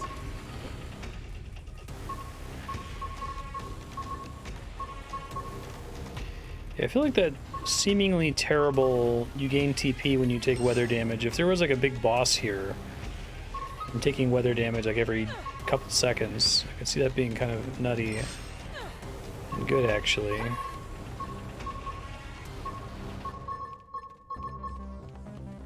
Does the weather damage just mean that I'm permanently in combat now? Engaging. Lay down some fire. Have the shot. Firing. Appreciate it. See how you like this. Shadow strike.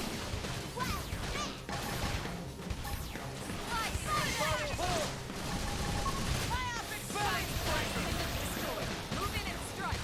Not my forte, but if you insist. Spectacularly done. Nice work. Let's party up.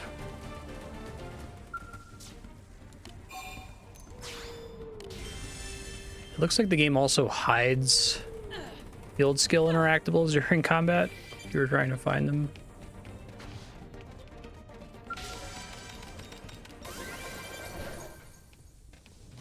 That one.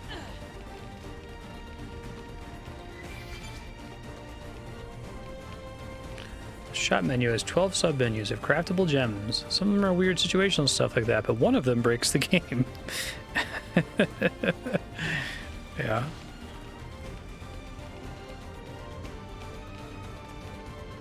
It's pretty funny.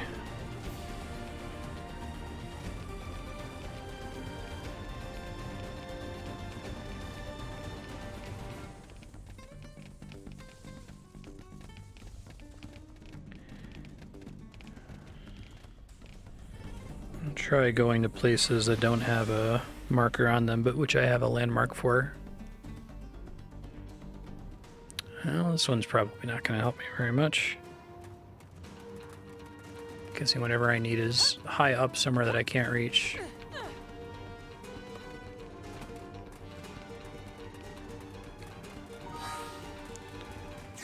Be a while before we get another blade rank, sadly.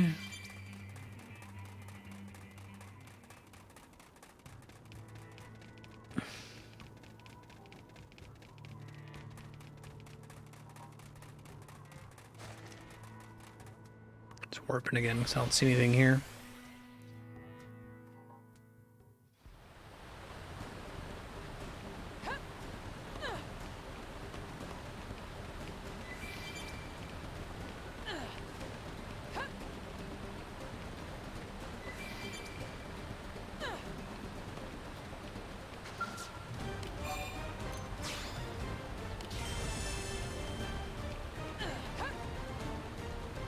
Eweg quest gives survey percent. The one I stumbled into.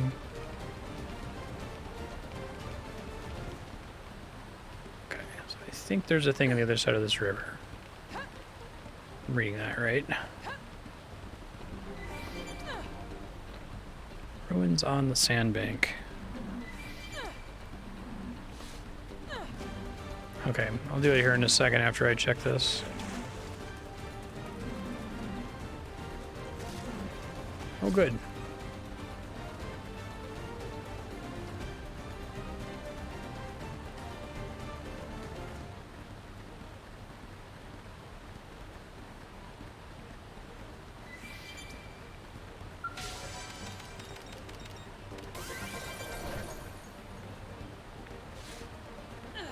Yeah, those aren't counting to survey percent. I guess there's only one in the zone that actually marks the hex or something like that. Let me find your message real quick. Oblivia, northeast part around Dorian Caravan.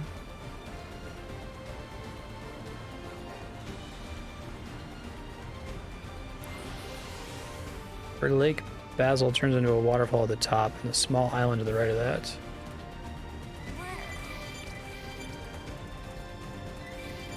And they're just normal collectible pickup type things.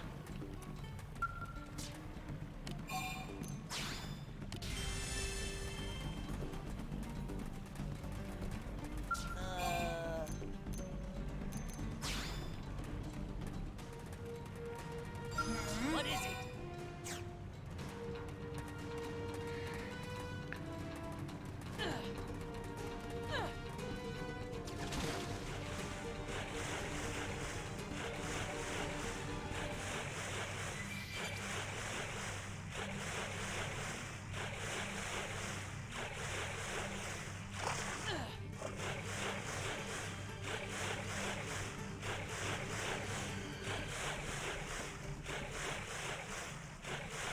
Is the waterfall part further to the northeast or further the other way? Ultra filter.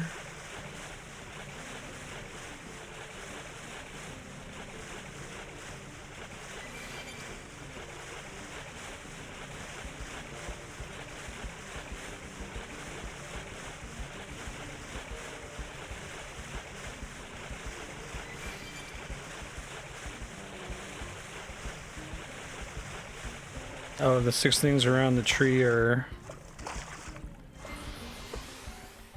so they just randomly roll what they are? They're not...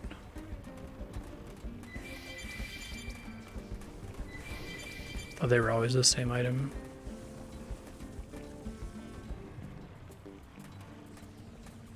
Hey, listen.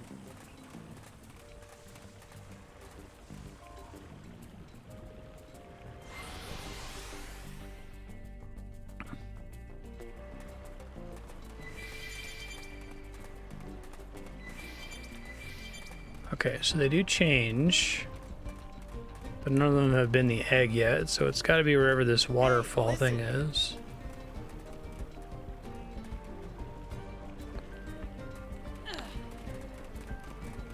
Is it maybe over by the... There's like a river part over here where it's like falling down. I can try that.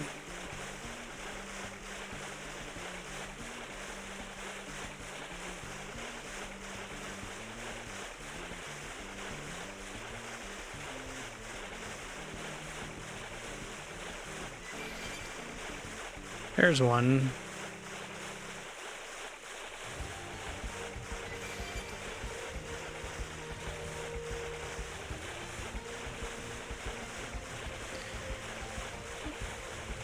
I remember being flabbergasted by this system of collectibles in Xenoblade Chronicles, the original one.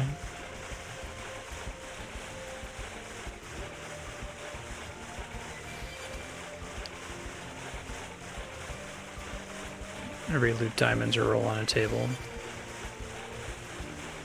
I guess it's preferable to there being like little treasure chests on the map that you go and open, and then you have to go through like an interface to see what's inside them, right? The fact that you auto pick them up. They're random, and the way that they're random is overcomplicated. The idea, we'll see if I ever get an egg from warping to Dorian Caravan, but if I do... God.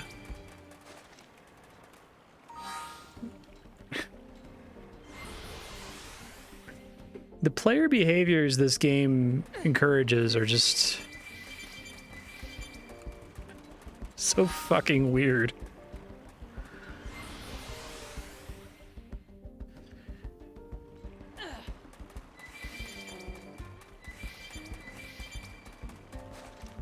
I think, I mean, the intent has to be explore Oblivia enough and just keep on hitting little blue gems until you get the requisite number of keywags, right? I don't think they actually intend for you to repeatedly warp to a location with a bunch of pickups and just grab them all and hope they roll what you want. But also, the keywags seem to spawn in a narrow enough zone that you can't possibly get 14 of them on a single pass if you pick up every single collectible you see. I guess this is also grinding blade rank because of my company or whatever. I don't know if I have a better warp like this that's this close to this many pickups all at once.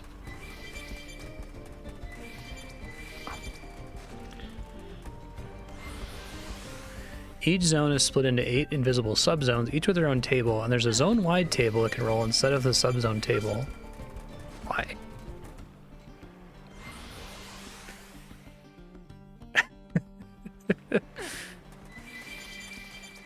Telling you, some of these games, I call that your Animal Crossing flower math, right? Like somebody at Nintendo was committed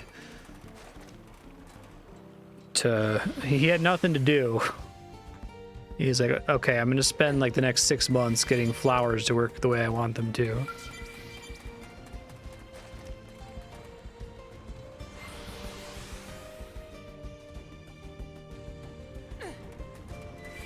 This seems like the correct way to do this quest.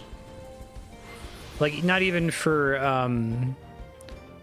you know, crazy streamer asking chat to help make things more tolerable. I feel like a regular player is going to be in a situation where they have to Google, okay, where the fuck are the keywags? I've been all around the zone.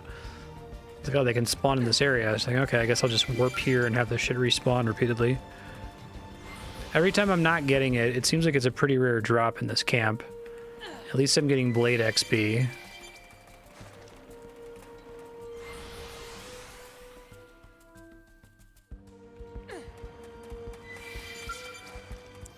This is where I need my friend Sailor Dan to tune into chat doing this. He always teases me about RPGs.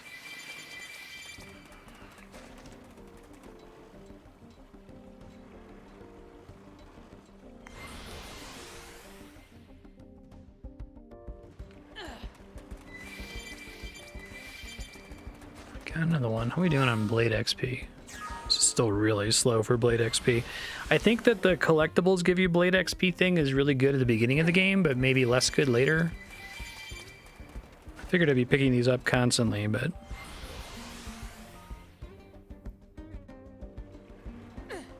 yeah.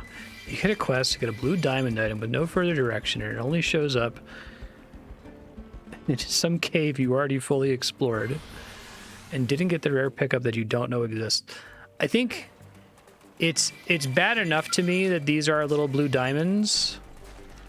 Like, I feel like that's already enough of a sin, but that each diamond also rolls on a table, I want to die. Like, at least make it so each diamond is a specific item, so you can say, ah, if you're going for this thing, go to this hex and go look by the cave or the waterfall or whatever.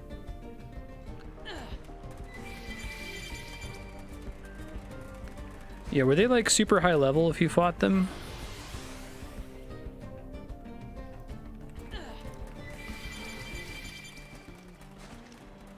Am I getting 5 XP for each of those? 5290. I'm worried that it's like registering too many pickups at once and only giving me some of them.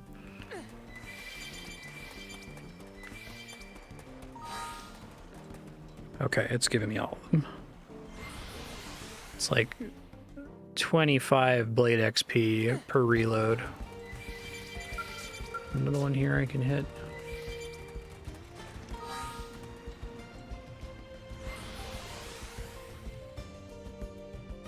Yeah, I didn't want to fight them and have them turn out to be like level 55 enemies because there are 50 enemies in the area.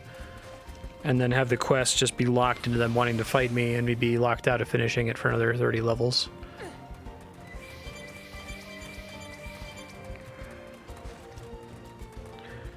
I obtained those items before the text scroll is on the left, right? Because I don't always see the item obtained keywag. It makes me worry that sometimes I'm warping before I officially get credit for the item. Exploring new areas. I see. I figured I wouldn't take that one because I assumed it was going to be a finite amount, but I guess it is enough that it will get you to max.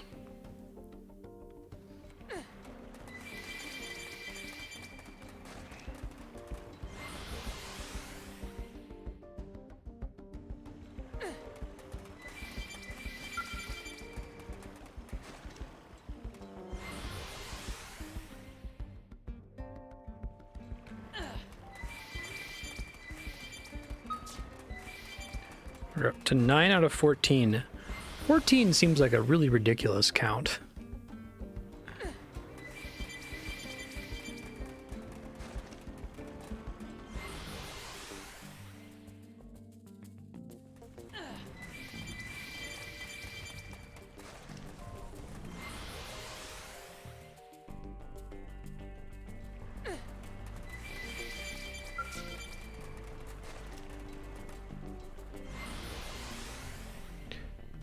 Okay, so if a quest is lower level, anything that spawns in the quest is going to be tied to the level of the quest. I wasn't sure about that because, again,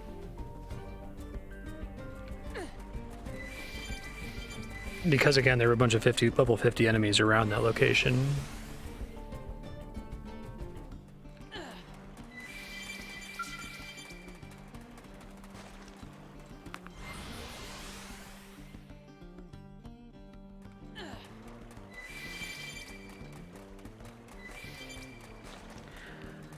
Keywag.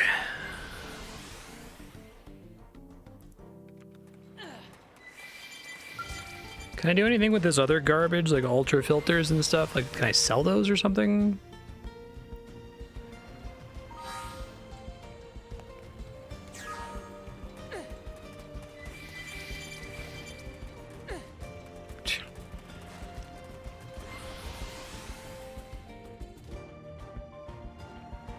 This chair is driving me nuts. The hydraulic thing is like ever so slightly.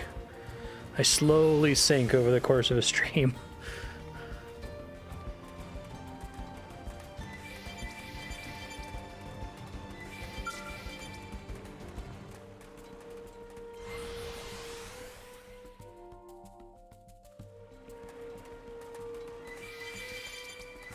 Yeah, anything in the level 20 part is safe. Did I just get 100 credits? Is that just one of the random drops you can get? Like one of the zone-wide ones, maybe?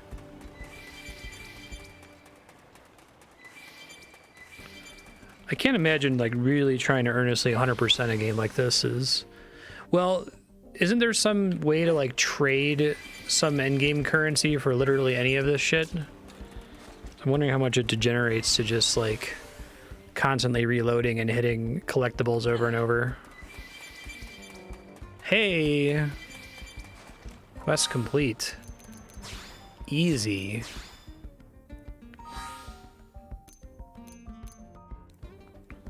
It's this one, right? The trading floor.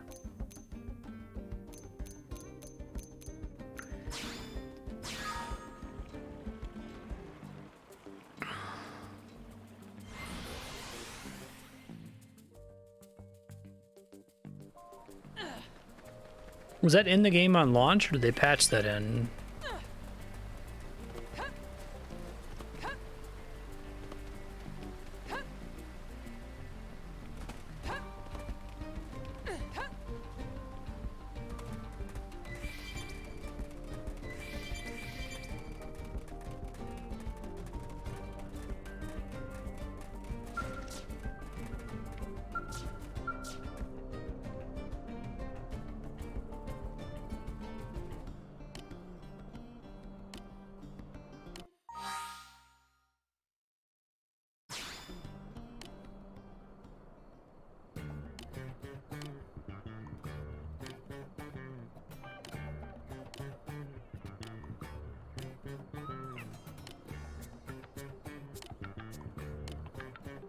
Ooh, and I laugh, but they made us fight them anyway.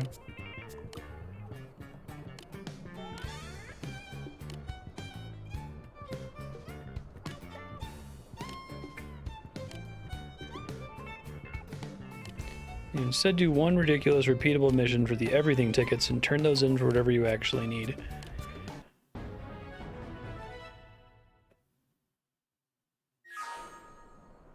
Thanks, I hate it. 24.8%. Okay, just gotta find one more thing, I guess.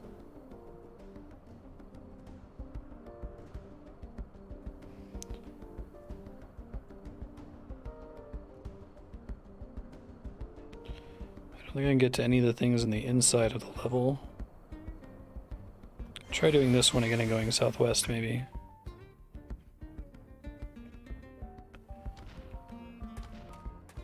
The idea of a game having everything tickets redeemable for all of the non-degenerate content in the game, I long for death. Like, what? Like, I could see the argument of like, oh, well, it's a super pain in the ass to actually like play the game and get those things. So you could just do this one convenient endgame mission that negates the need to play the game anymore. It's like the ultimate. We had a system that wasn't completely degenerate, and now we're going to intentionally break it.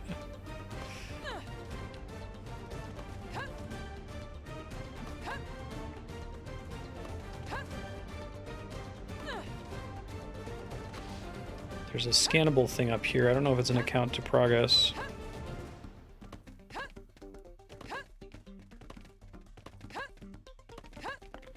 Okay. I don't think I can get up here. I can't tell though. It's marginal.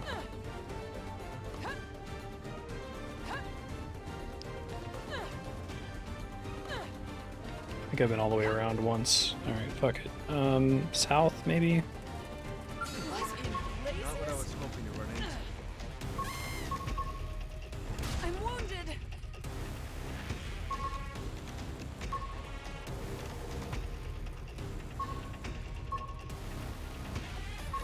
Here comes second chest.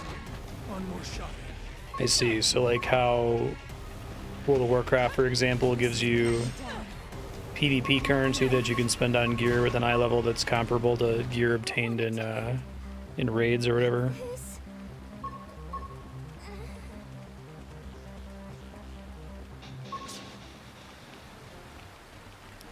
That still seems strange that it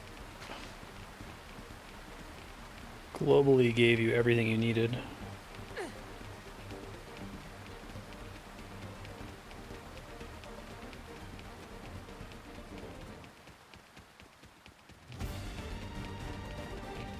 I hate this game makes me feel anything other than like constant awe, right?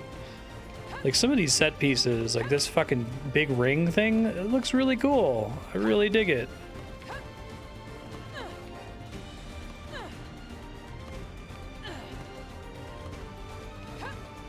I can't do anything over here, I don't think.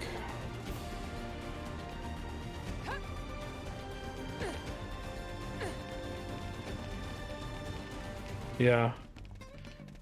Oh, those DLC missions in Shin Megami Tensei 4.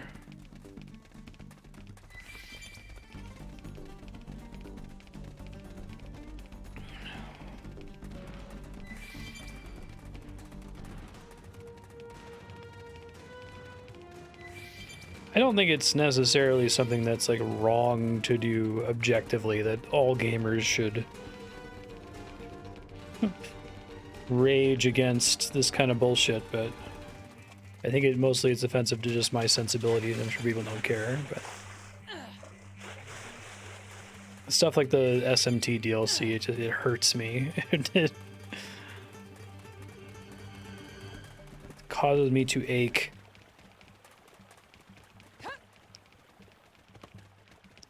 Significant amount of the game's content is party member side quests catered behind getting their affinity to a certain level. The game includes what was originally cheat DLC in the Japanese version to make it faster, and you still have to spam it for 45 minutes.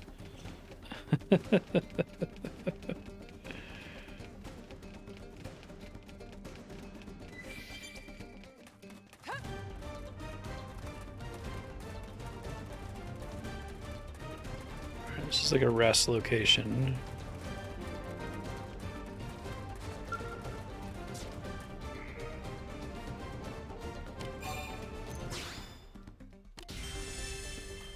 .8% still. Hey!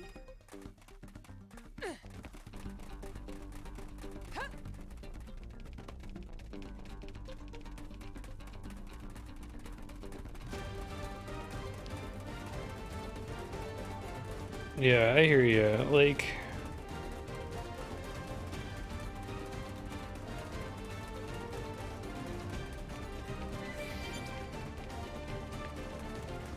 I'll come back to the thing I called the willing suspension of nihilism. Maybe there's a better term for it, but that's just meaning that when you're playing any kind of game, you have to like temporarily pretend like the game and its systems matter.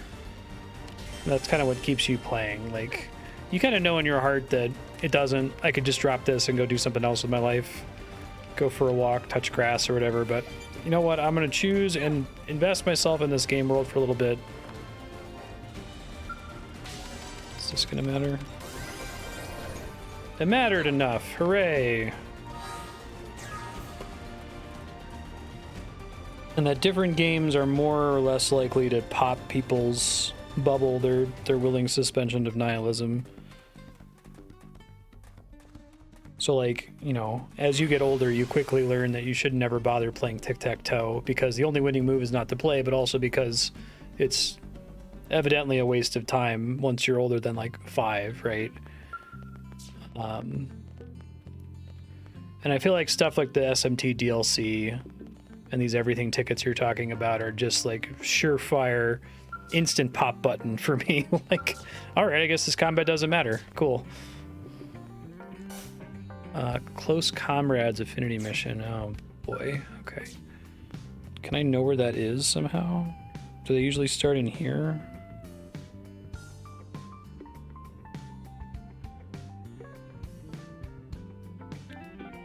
I might have to Google it when I...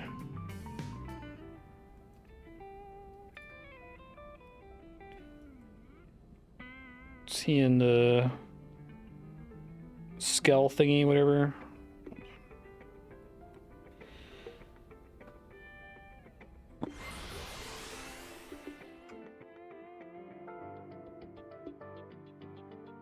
Oh, he's supposed to be in the barracks.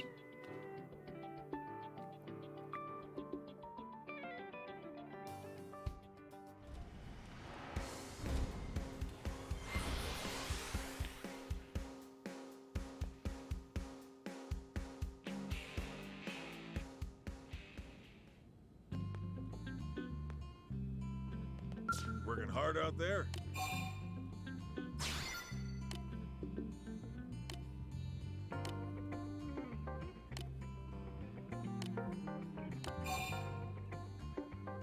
The idea that like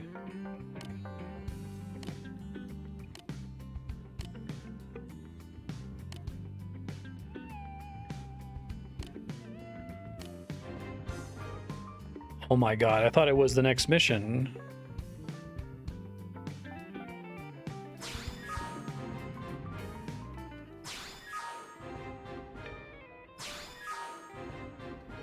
I've just been able to do this while I've been digging around a second ago. I thought I was going to get my Skell license from doing the next mission.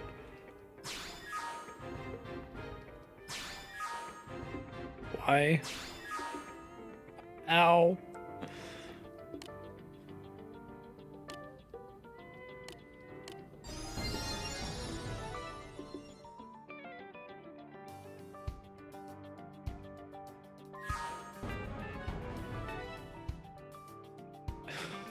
Why does it hurt so much?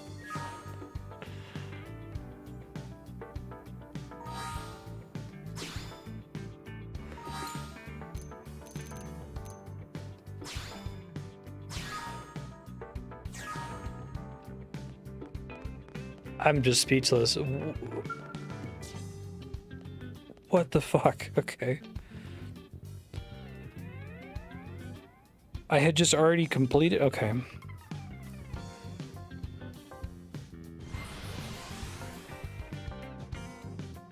Oh, no problem. Thank you for not letting me go further into it.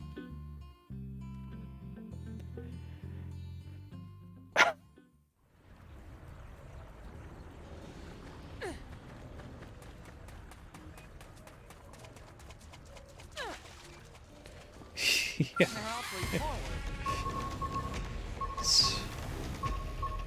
It's something else, that's for sure.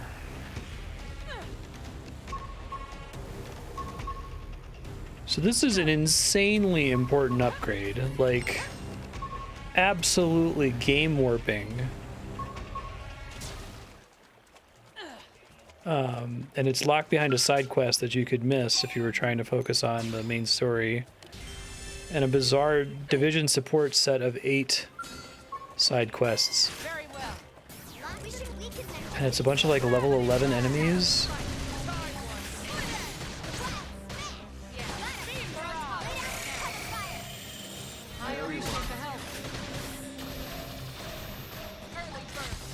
And it's all a bunch of bare-ass quests, it looks like.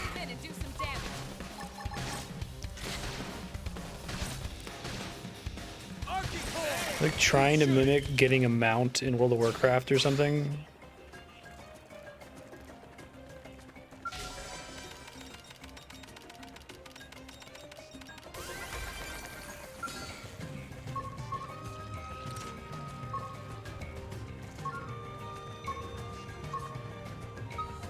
There are not enough here for me to get all of them. I'm gonna have to warp out.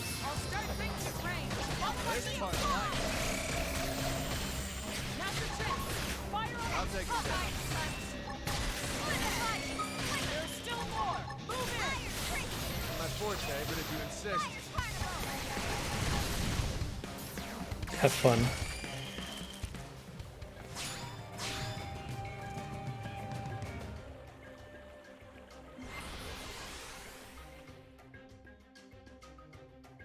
Yeah, exactly.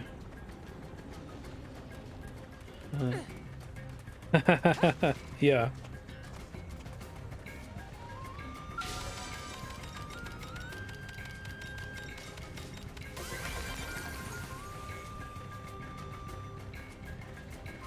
Classic WoW has a quest where they hand warlocks a free mount with text like in the future this won't be so easy. And then they never made an actual mount quest.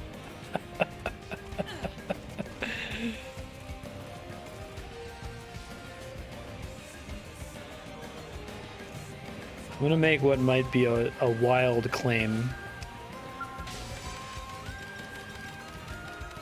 You shouldn't make an offline MMO. If you want to make an MMO, you should make an MMO. You shouldn't drop the M or the O.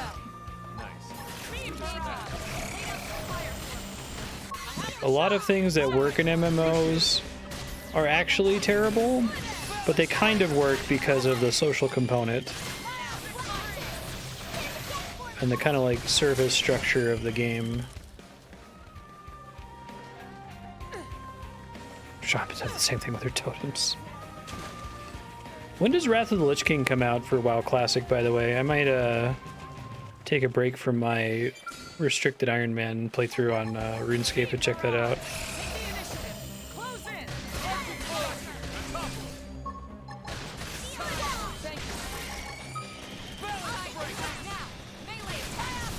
Well, Crosscode the MMO is a setting, right?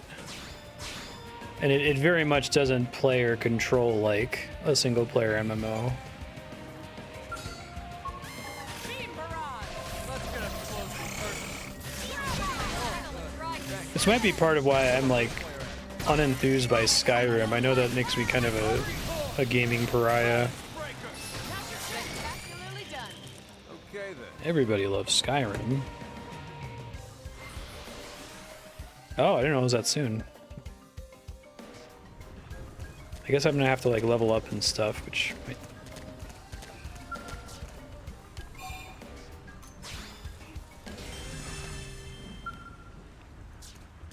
I'll think about it.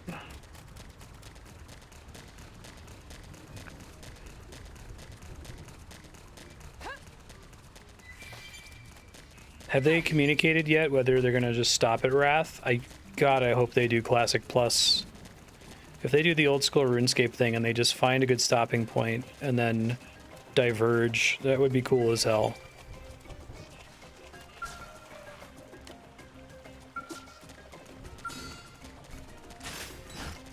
I'll start things in range. Watch out in front. Move in and do some damage.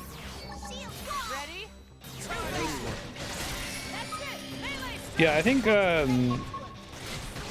Crosscode does a lot of things that flavorfully, it's like they're doing an adaptation thing, right? They're like, this clearly is not an online game, but let's represent what it feels like to do a raid or a dungeon or whatever, and adapt that into what our single player action puzzle game is like, right? Which is cool. I dig adaptations in my jam.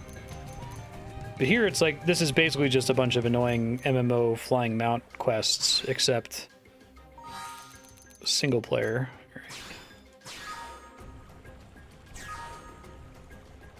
Are most of these just...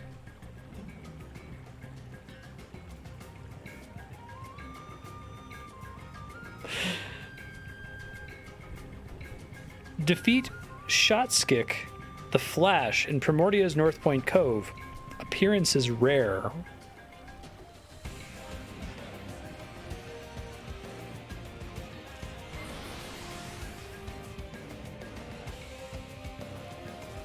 Oh, I see.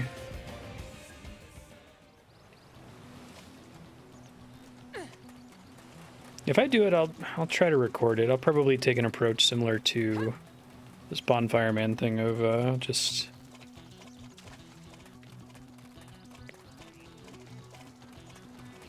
recording interesting bits, stitching it together. Try to avoid doing any editing though.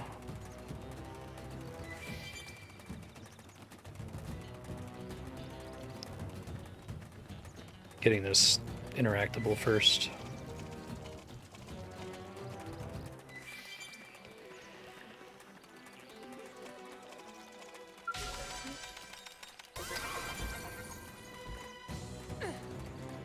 So does this thing only spawn at night or only during the rain or some stupid shit?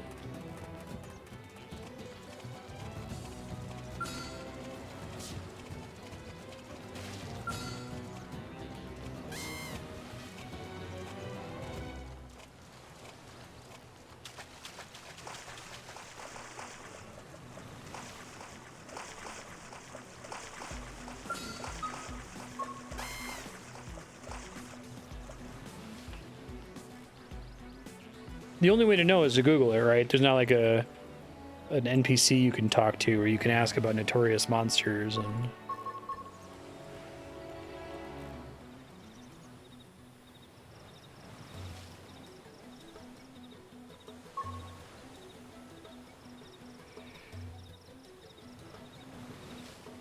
Benedict.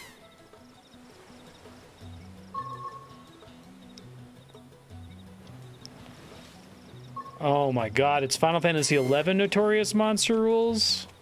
I'll start things in range. Follow my lead. This part I like. Shadow strike. I haven't done this shit in over a decade. I appreciate the help. Balance breaker. Move in and do some So, imagine that you're doing this. There's a notorious monster that you need to fight, and the way that it spawns is, let's say it's Leaping Lizzie. Leaping Lizzie is a lizard that spawns that dies in one hit because it's like level 3, but it drops best in slot boots for a bunch of jobs. And on average, it spawns about once every 2 hours if you kill all of the lizards in the zone constantly until it pops. But while you're doing this, there's a bunch of bots there, and the bots are running tools that allow them to instantly claim Leaping Lizzie when she spawns. So not only is there a really good chance that a bot's going to steal your kill, they're also going to let you work for it and kill the lizards in the zone.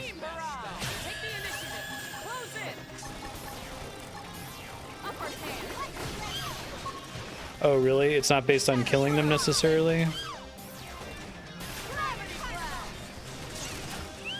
Just warp away and back until the enemy exists. What's the intended experience for somebody here? Is it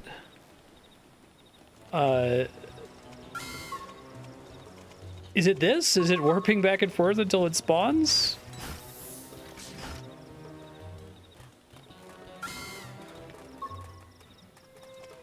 Oh, there he is.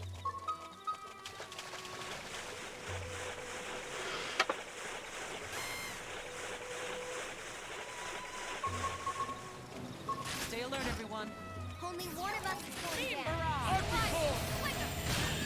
This guy is higher level than me, which might be a problem. I have no idea. Appreciate it. Maybe it's supposed to be like, oh, you're exploring around and revisiting areas. Oh, and sometimes you pop over to this area and you notice there's a rare monster there and you go fight it. Isn't that neat? Very neat. Doesn't work though if there's a main quest that makes you do it. Watch out. Did you just pull an ad? God. I appreciate the help.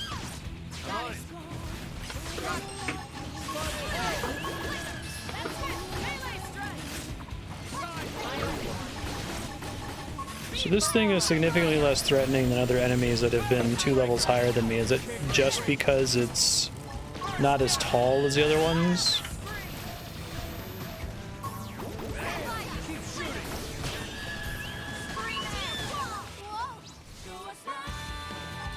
Now you play by my overdrive. Dial it all the way up. I owe you one. Appreciate it. Beam barrage. Let's wake them up with some gunfire. I have the shot. Fire it. You can do it. Triumphant spree. Okay. Beam barrage. It's just pure nonsense.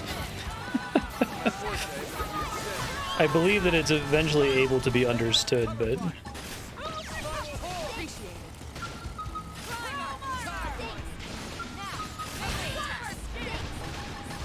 I remember realizing how bad the limit break mechanic is in Final Fantasy XII. I have the shot. Fire it. This seems a little bit more structured than that.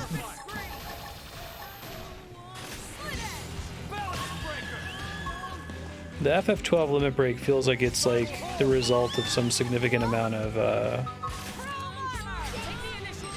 iteration, that it used to be more complicated at some point and they like toned it down, but then when they toned it down it was like really fucking weird.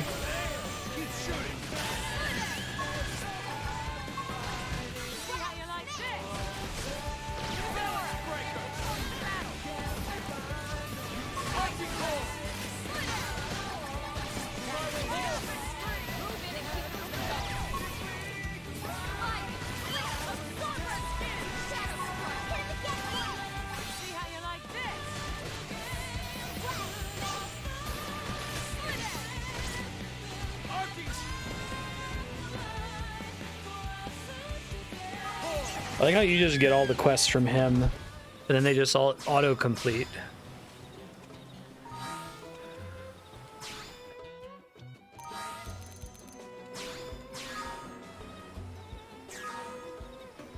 Obtain the Solar Starship map.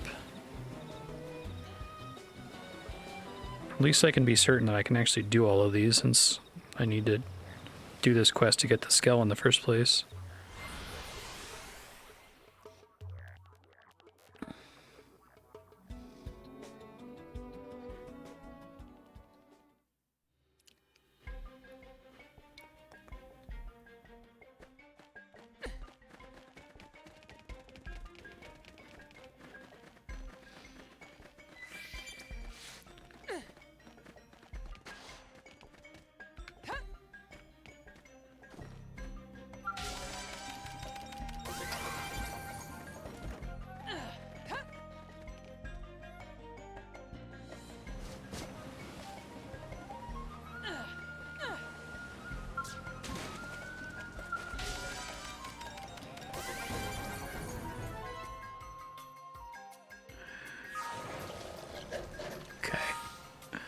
Guess I shouldn't complain.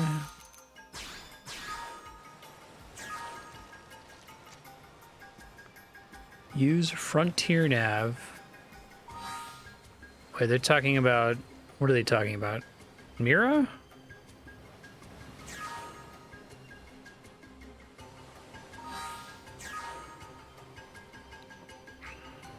I don't think they'll let us walk away.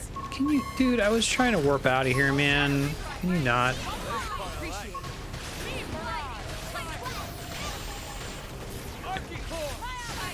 Are they talking about Mira earnings, or are they talking about... I didn't realize I was earning money from that, too.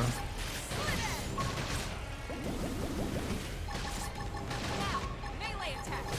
Sliding. I'm ready. Ready? Beam barrage. Upper hand. So not Mira crits. Okay. Let's keep it up. Let me warp out of here. Hold on.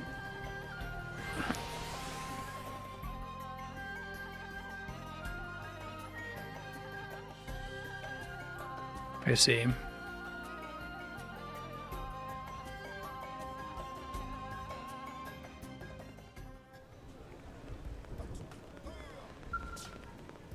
I would love to show you what I'm about to do here, but...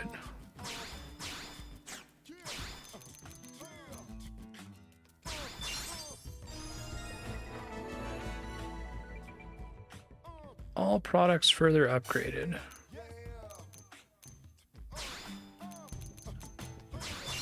The only use of Mira is investing in companies, right?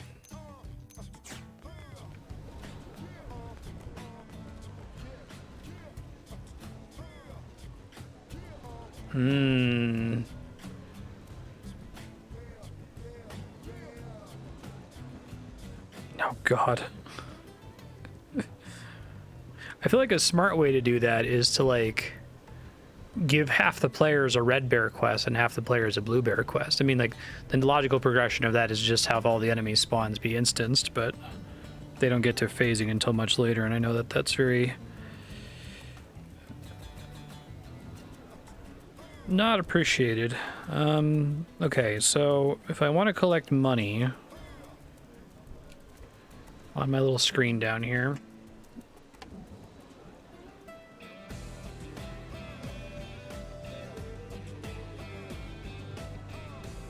Am I getting a comparable amount of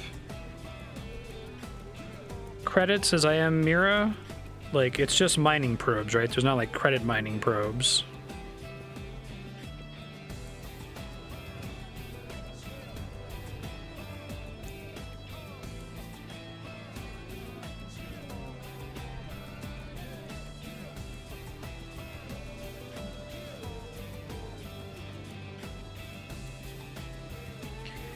How does probe proximity work? Is it based on... There's like drawn lines on some of these. Are the lines drawn when I place the probes there, or do they get drawn...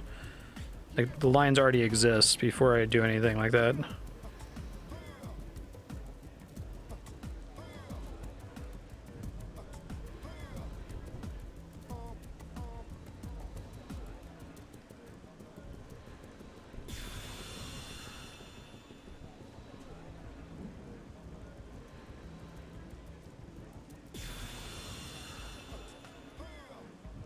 Do they have to be the same probe tier in order to get the connection bonus.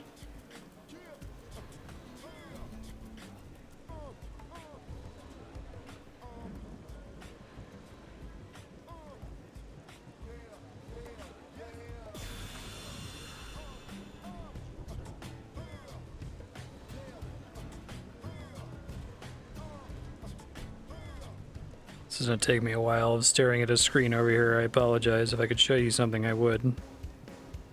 I don't know if I have enough mining probes to even hit this.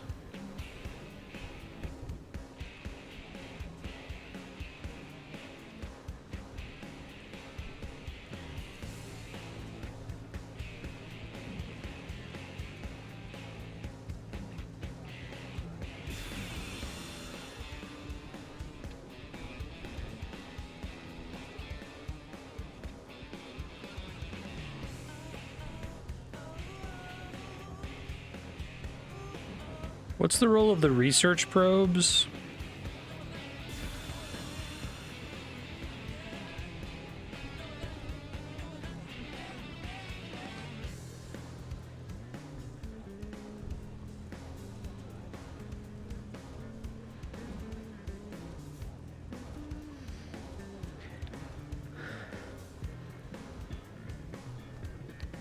Research probes give credits.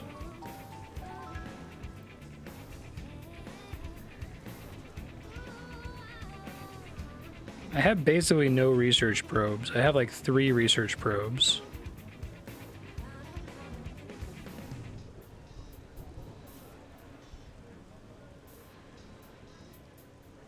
One, two, three, four.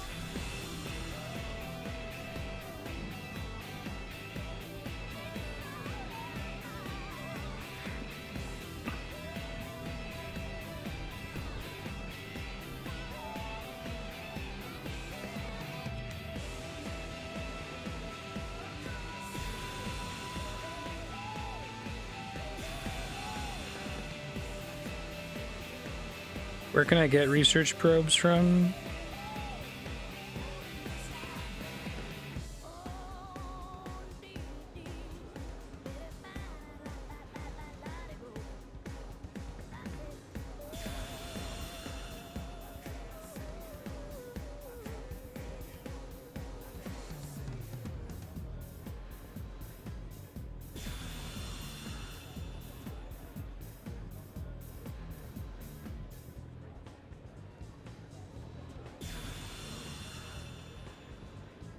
One, two, three, four.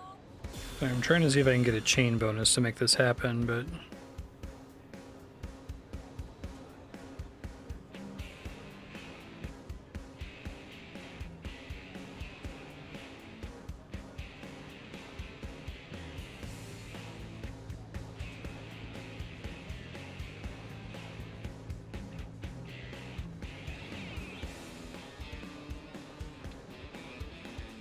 I might not be able to do this. We'll see.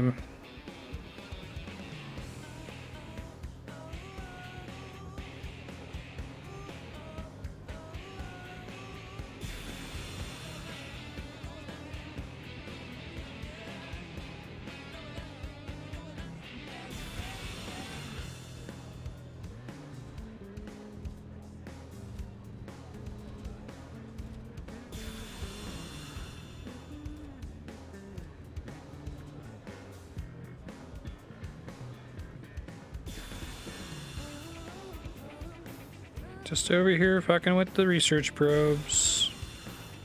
I might be able to do it because I have a booster probe that I can get to boost a whole bunch of them. See if it just barely gets me there. Okay, looks like it's just barely gonna get me there. Mercifully. That was an experience. Okay. I'm gonna cap out on reward tickets at some point, aren't I? What are my other missions here?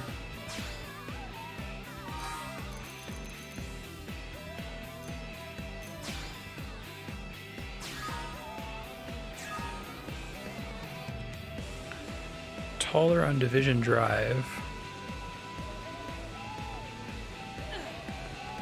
Am I right?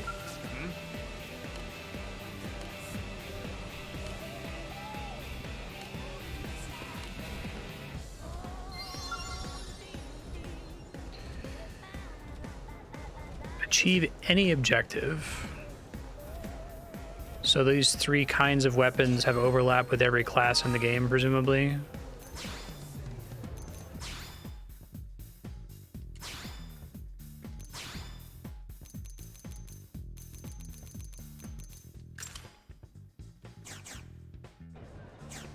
Just have to have it equipped during the kill. 2, 3, 4.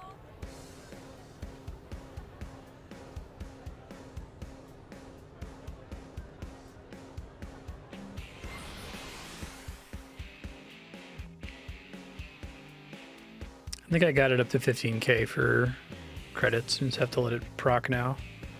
Can I see the countdown to the next proc tick?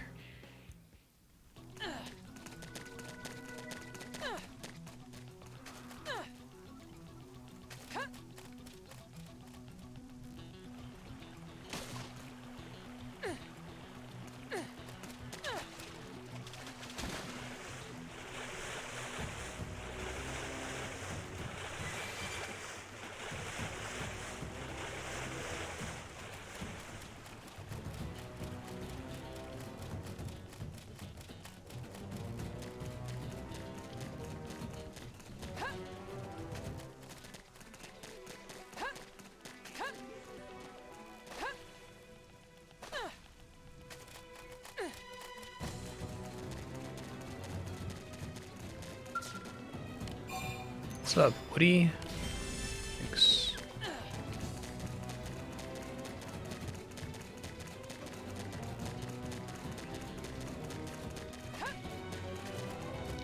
At least it's always Grex's.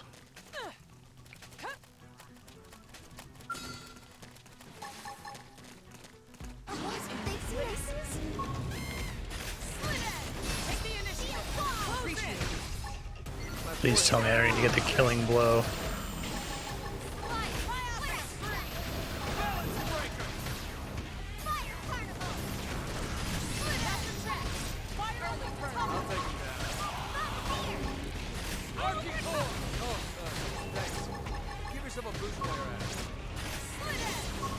It's been a really long time since I played the original Xenoblade Chronicles, but I thought that this whole, like, using ability colors in a specific order thing in order to proc topples and what have you basically only really makes sense if you have the Vision of the Monado, the premonition mechanic.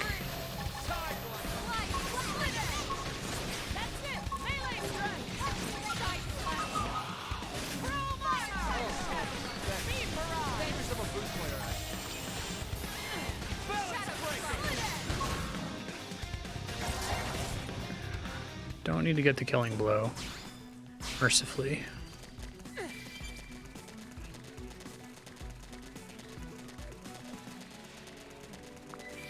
There's only 2 Grexes there, aren't there?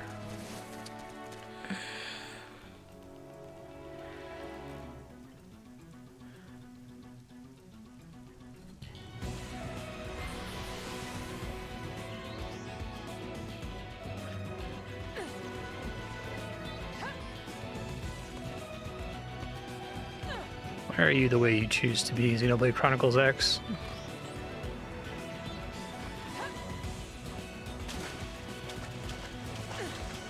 Because the person who designed this quest was not the person who was in charge of placing enemies around the game world.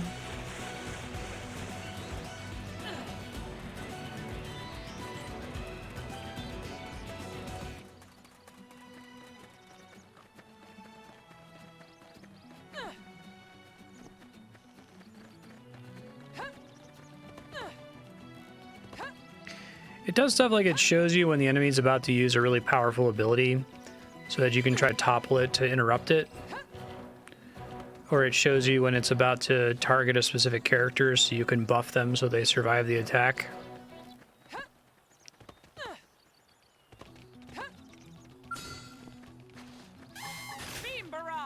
It's been a really long time since I played it though, so I don't remember the specifics.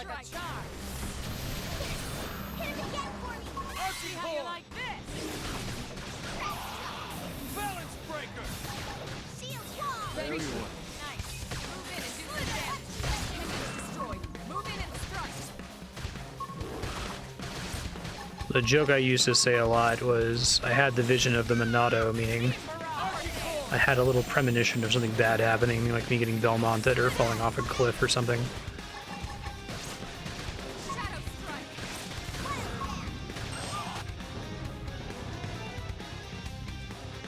Grex Smasher.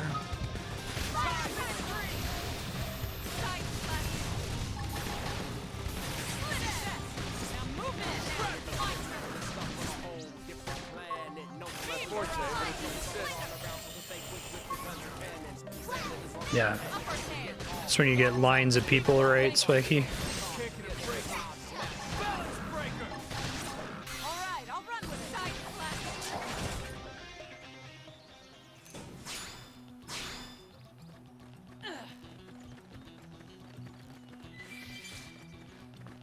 Okay.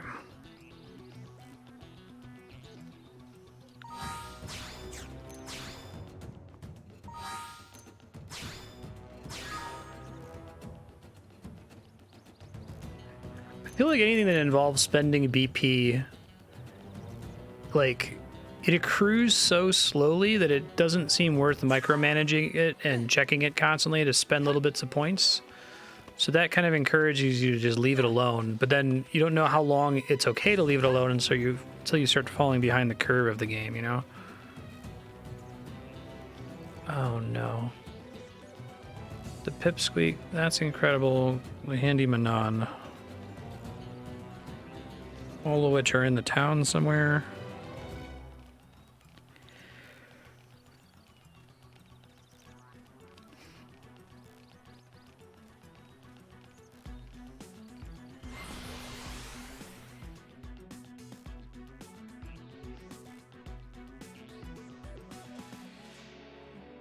No, it's showed there were several dots of enemies. There's not one in the quest circle. There's another one all the way 3 hexes northwest of there.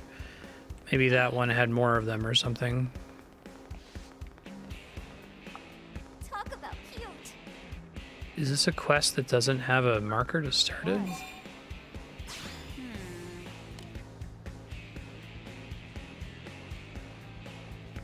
Not a fan, but we need him. I appreciate it.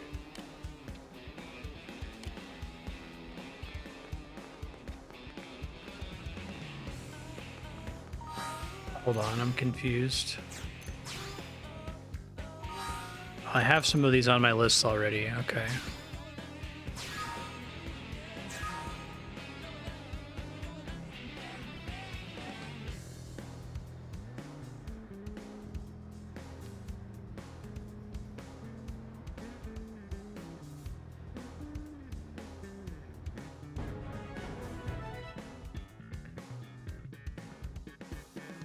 I was so confused. It was because I generated money. Okay, I was like, what the fuck?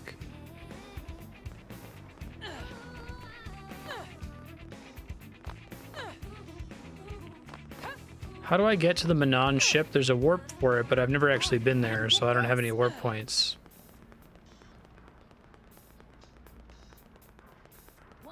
Is there like another thing I have to go to warp up where it is?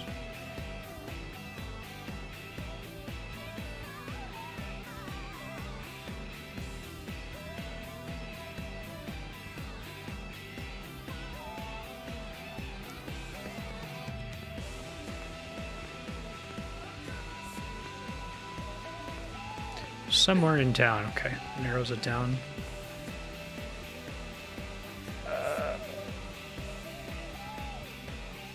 Manon ship.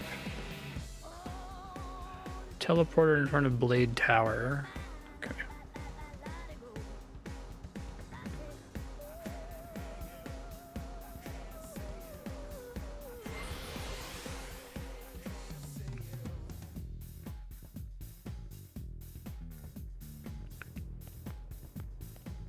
Somewhere here.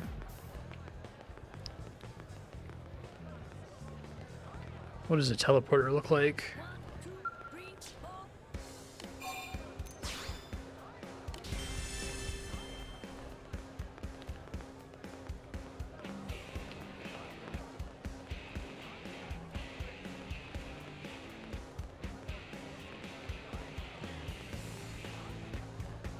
Is Blade Tower not the same thing as the Blade Barracks?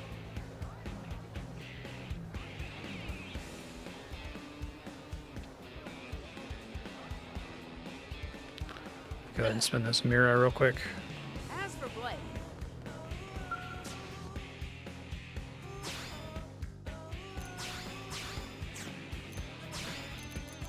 Where is the Blade Tower?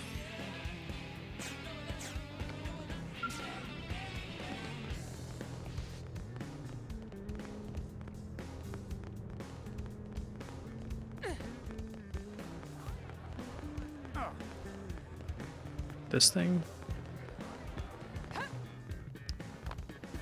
What the hell? what a beast.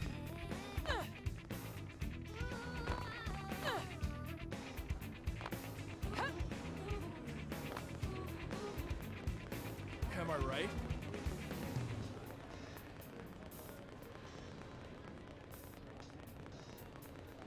One, two, three, four. That thing?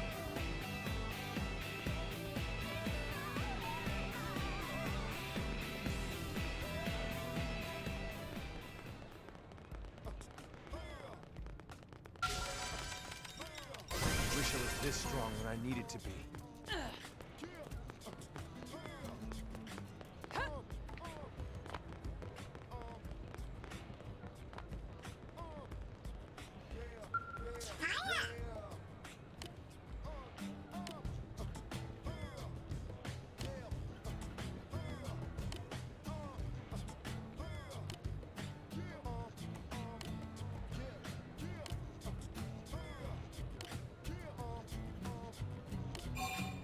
It says it's a teleporter.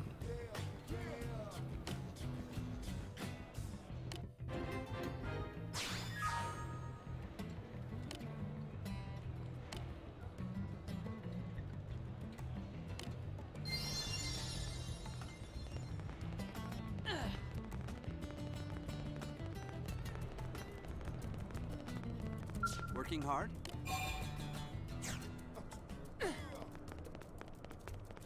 It's always weird when games have multiple forms of fast travel.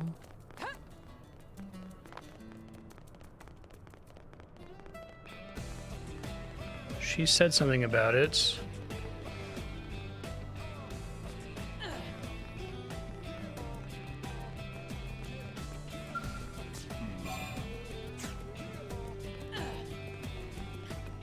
Transport pilot says I'll take you to commercial, industrial, or residential district.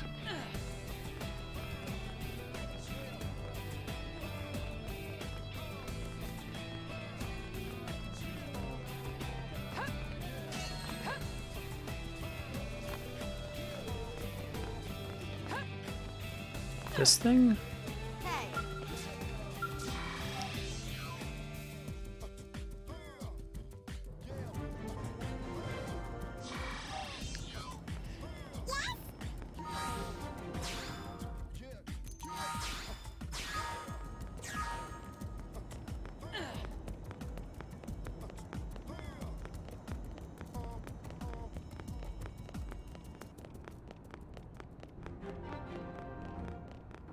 fascinating, right?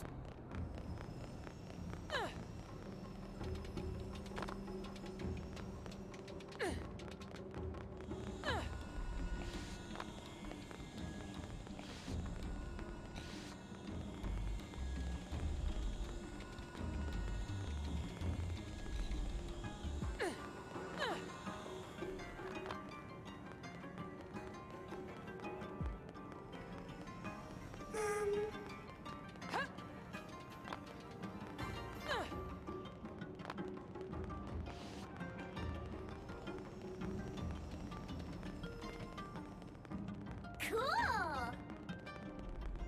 Pardon? Thank God.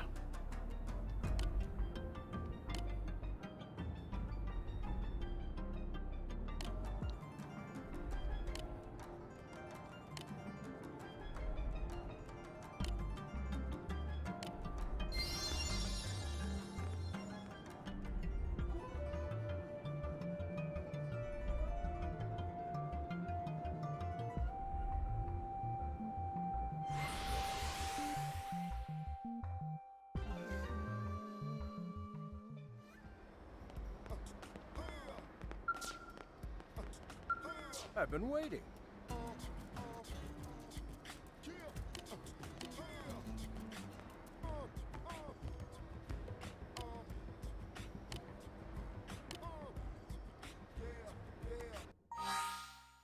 Here you go.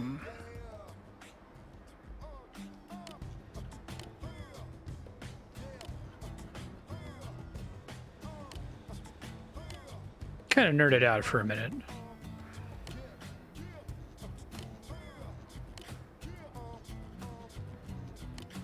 Yeah, right, exactly.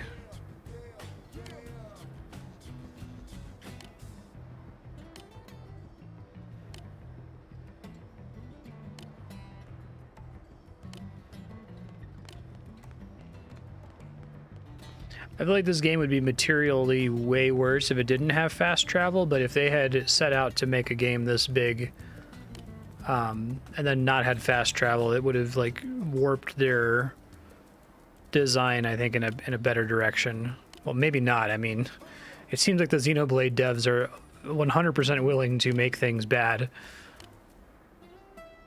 Not just like accidentally or through iteration or due to things being incomplete. They're like, no, that's what we expect you to do. You're gonna spawn into that area and warp to it over and over.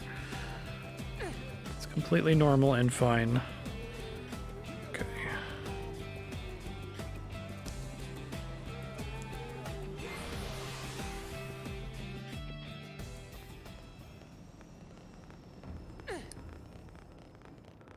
Cool!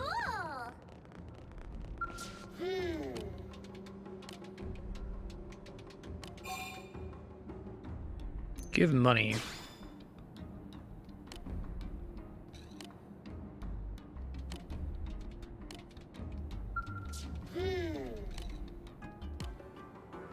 Give intelligence.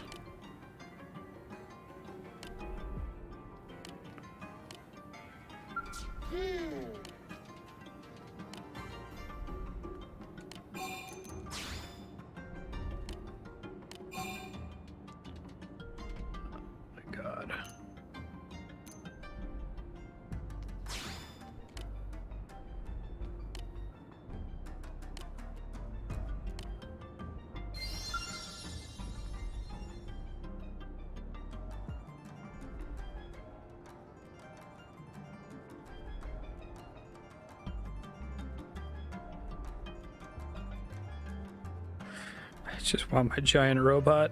Just give me my giant robot. It's gonna make the game better.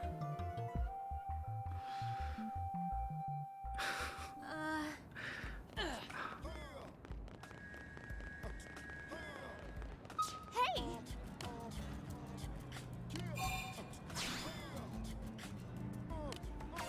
You know, Here's the deal.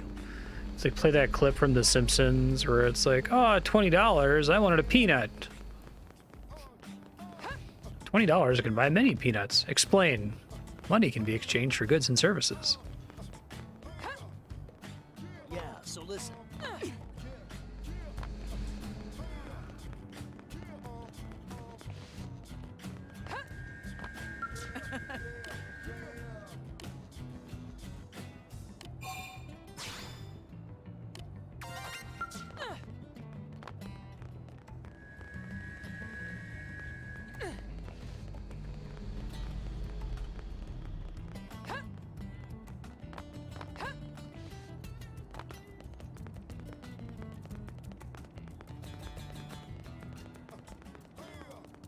No kidding?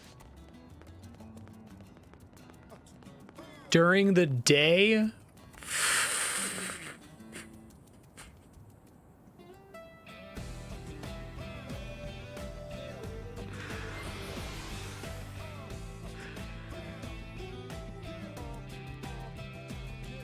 just want my giant robot. I don't feel like I'm asking for much. And just because of all that, like, shit I've talked about giant robots, is this my punishment?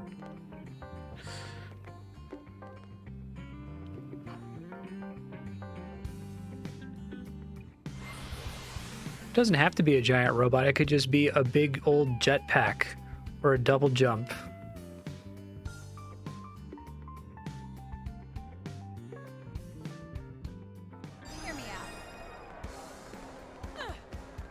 At least next episode we'll have one. Huh?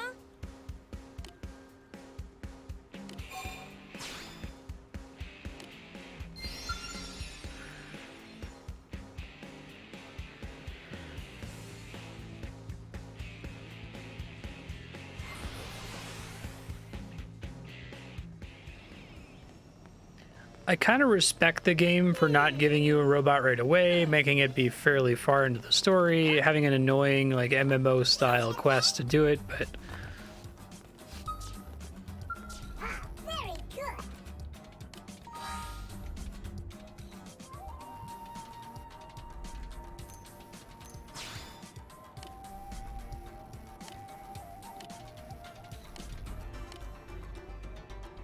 all right, they ate the pizza frozen. I meant to eat it first. Even the Destroyer King, whose wrath rent planets in twain, would bow before the sheer force of this deliciousness. It's actually pretty funny.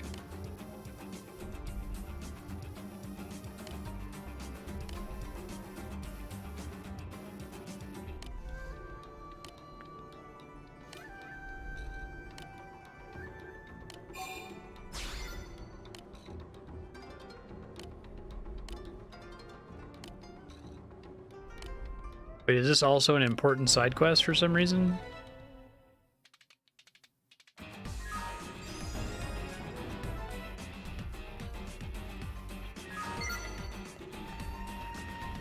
Okay.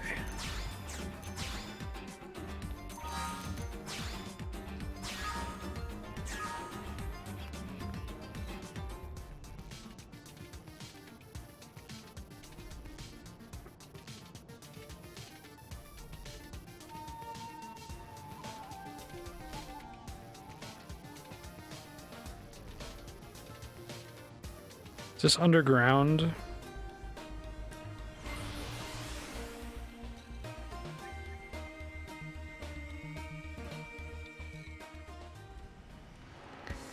It always terrifies me in games when there's like a multitude of bare-ass side quests, and some of them just matter.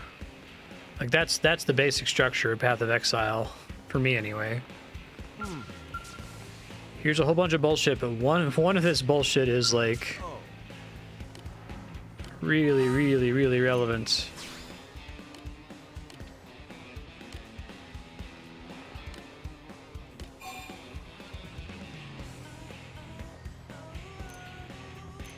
Better understand the role each division plays within a blade.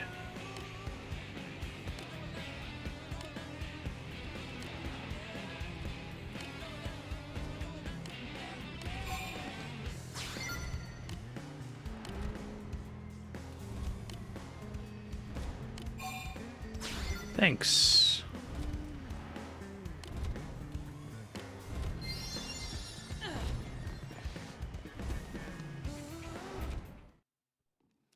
Hooray!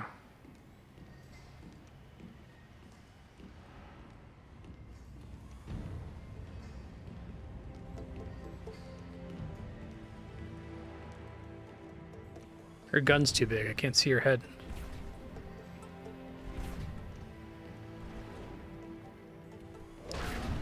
I couldn't believe Xenoblade Chronicles 1 didn't have giant robots. I thought that was like Xeno as a prefix for video games. Doesn't mean alien, it means there are giant robots. I guess the whole game takes place on a giant robot.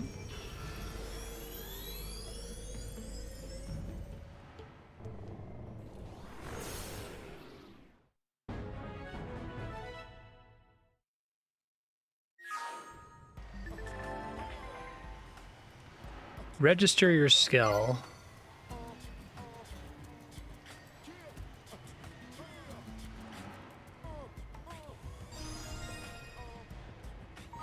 What? Where do I do that? Is that a quest?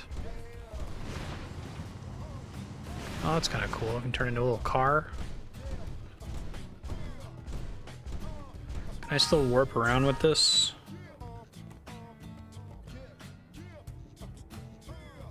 I'd like to just play around with this for a minute. Can I now travel more easily in between the two continents I haven't been to yet?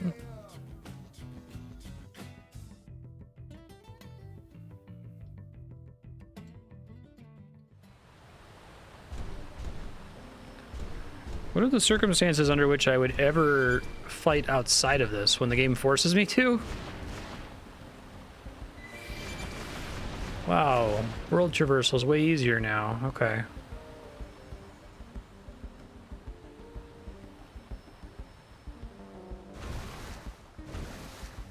I can walk on water too, nice.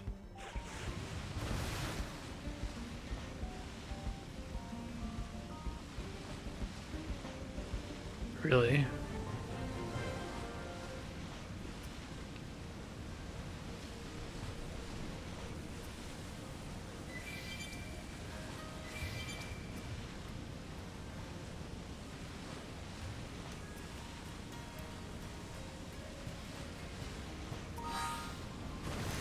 There's some spaces I can't fit into, okay.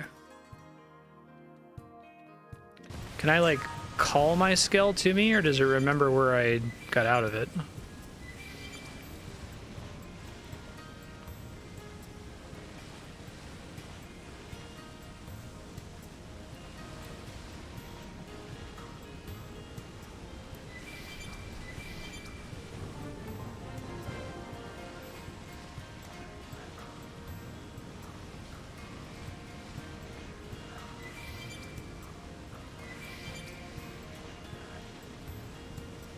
I feel like doing any kind of significant exploration before getting this was kind of being a punk of me.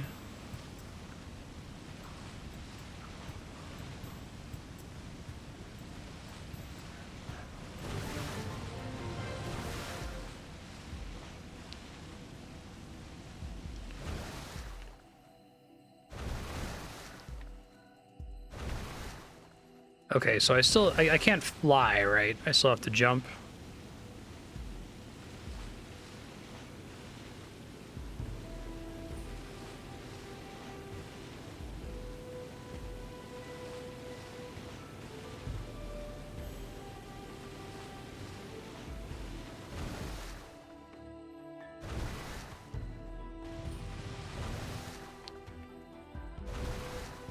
I can jump higher than a normal human, presumably. So I could have miserably swam here, right?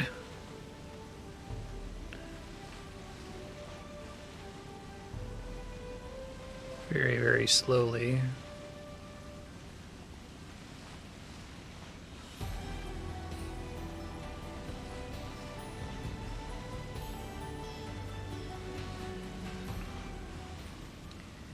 Is it's a shallow water path from Primordia to here. Interesting.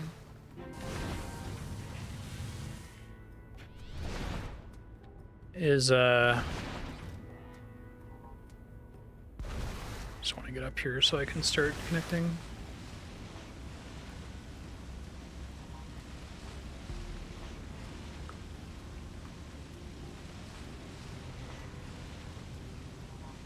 So, should I think of being in the Skell as giving me a comparable increase to my combat efficacy as, like, an enemy being larger? Like, can I now handle enemies that are significantly higher level than me?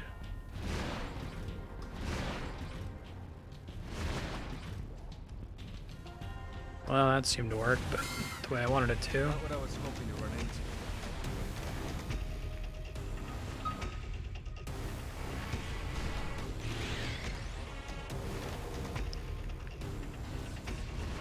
Fall in this fucking lava.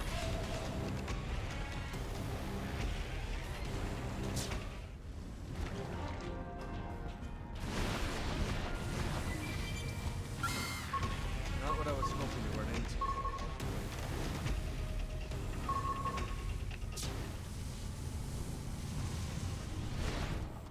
The one they give you kind of sucks.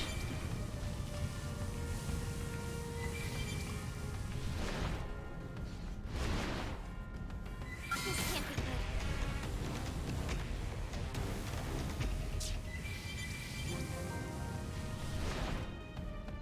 All I care about is that I got a warp somewhere here. Hold on. I think I just got one. Okay. This can't be good. Is this thing better at like running past things? Kind of. My Skell's on the brink.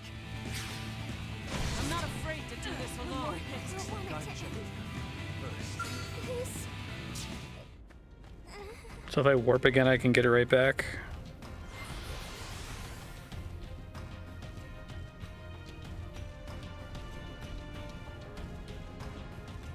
To like press a button to get in it or something.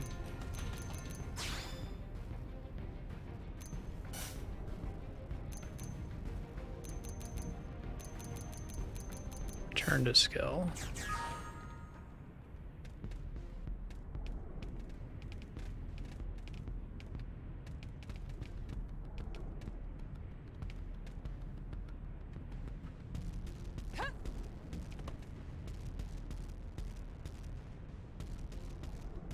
Oh, Jesus Christ.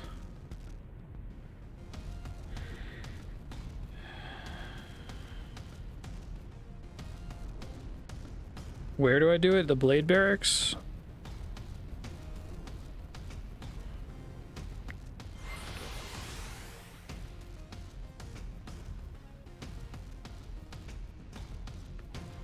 Oh, I hate it.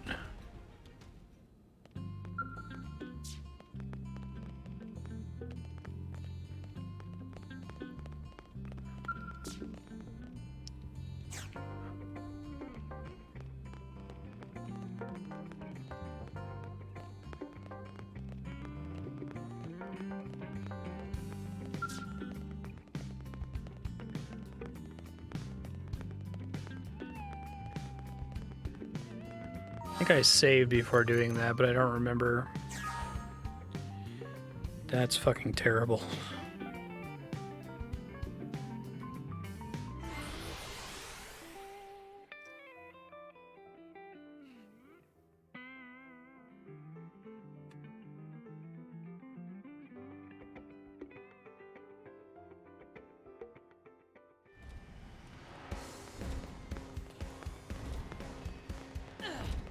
Is it in the Blade Barracks or is it in the hangar?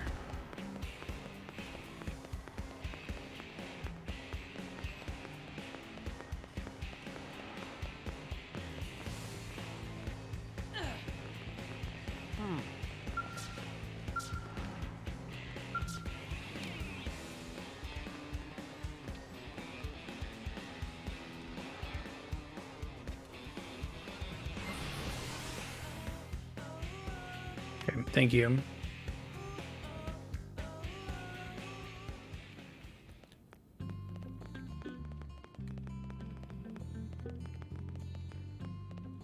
It's the resting location.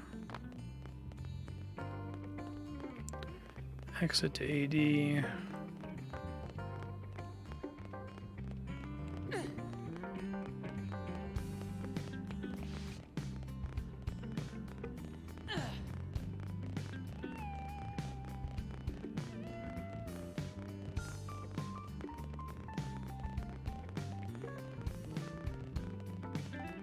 Somewhere over here.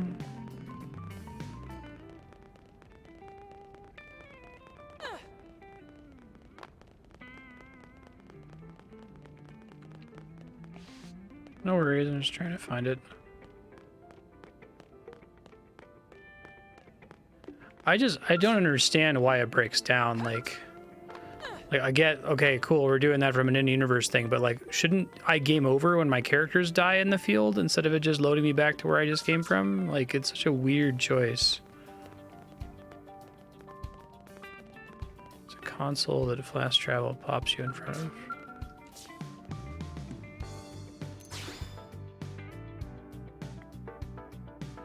Your insurance has replaced your lost Skell? How does that work?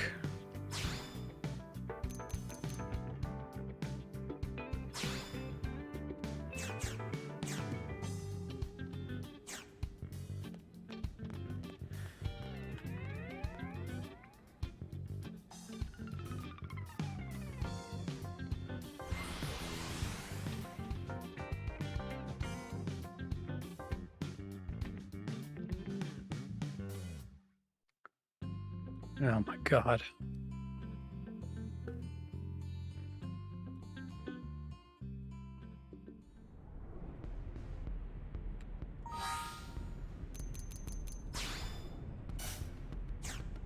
Wait. Why don't I have it here?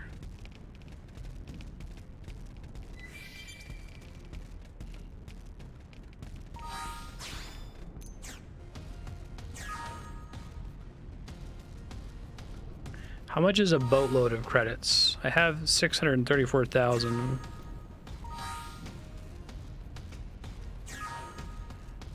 Because they've got like real MMO death penalty there.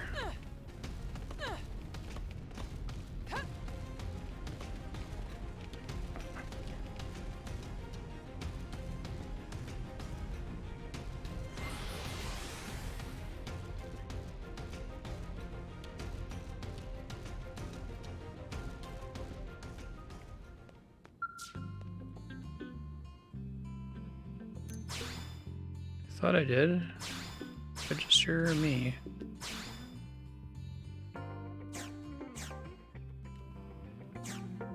Holy fuck. Oh my god.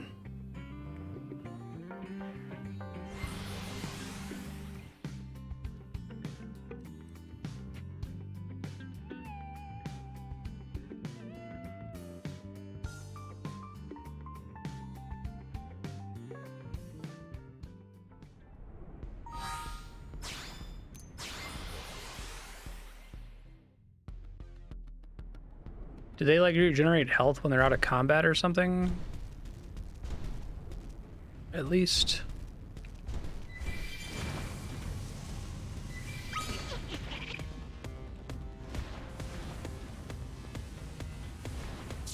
This can't be good.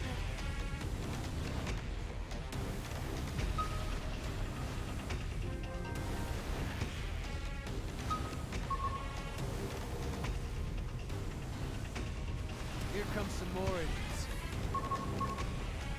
Here comes some more idiots. Reinforcements. Watch out. Strength comes from experience. It's true on any front.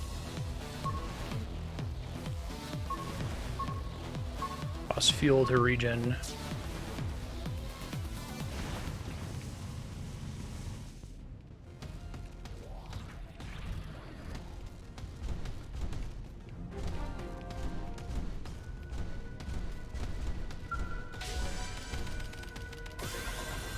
It's a level 1 site after all this.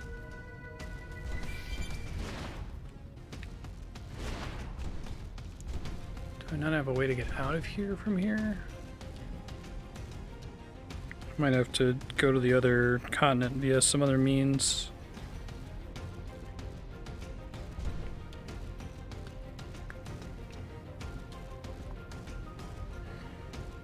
I wanted to go to Sylvalum.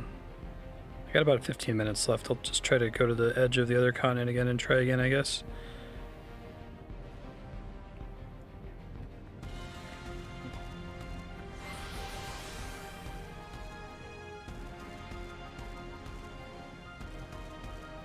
You can drop out of the Skell to save it as long as you don't get one shot. So when you drop out, just press exit Skell, press the Y button, and then it just ceases to be when you get out and doesn't keep taking damage.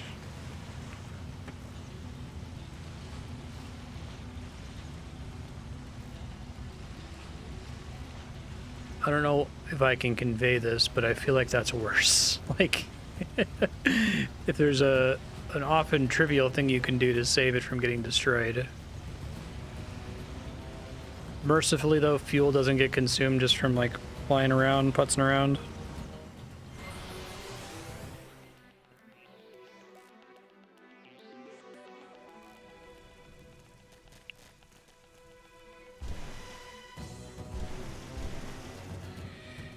I want to be up on top of that thing if possible. You can't take damage when you're not piloting it. They like that Crazy Steel Battalion game with the eject button. I don't think I can get up there no matter what. Whatever, it's fine. I'm just trying to cross the water anyway. And then I'll just respawn wherever and be able to climb right back into it. Okay, thanks. Gonna have to include that in my future Marstead notes.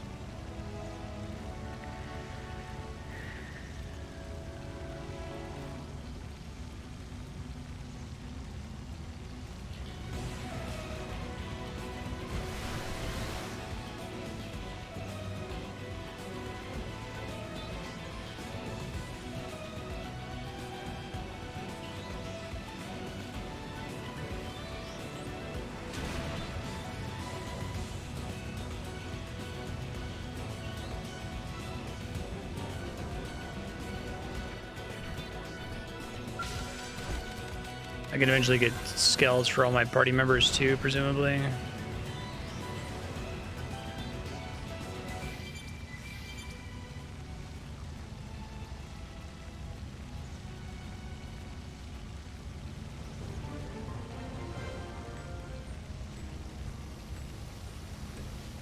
I see, so this is the shallow water access.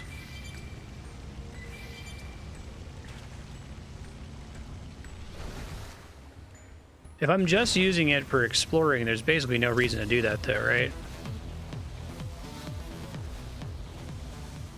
You appear to be strong.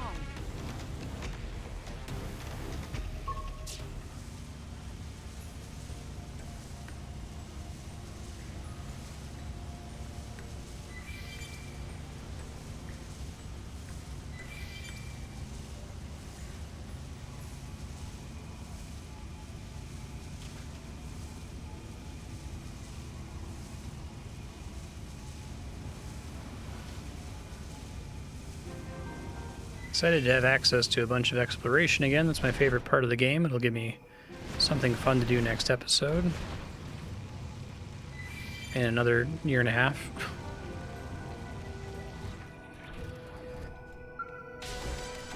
So I guess I technically could have come here on foot. It would have just taken forever.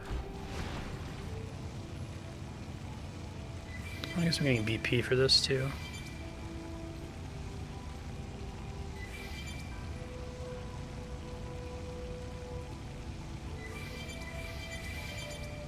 Looks like we've got no choice. Yes! I won't stop there! This place is pretty.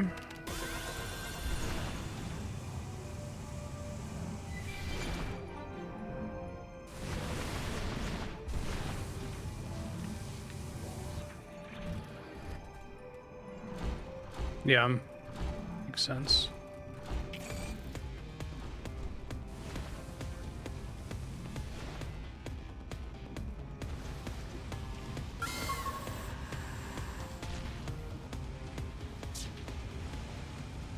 This can't be good. My Skell's on the brink! Exit.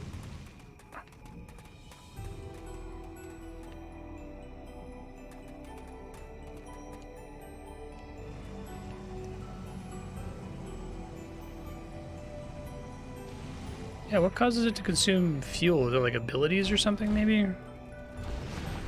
Looks like I just topped off health there pretty easily.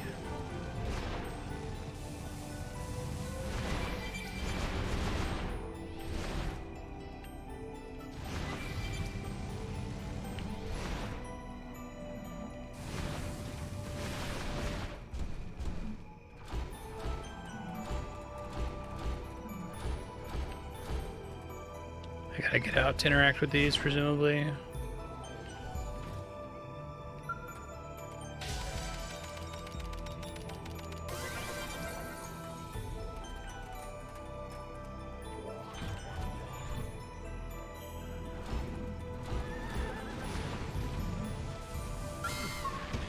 what I was hoping to run into.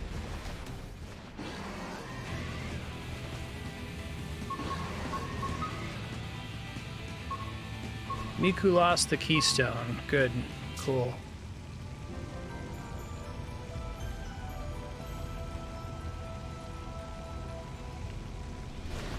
Looks like we've got no choice. This is wearing me down. We're gaining ground. I'm not gonna make it. I need recovery. Looks like I'm checking out Sorry. first. So you can get out of your Skell instantly, huh?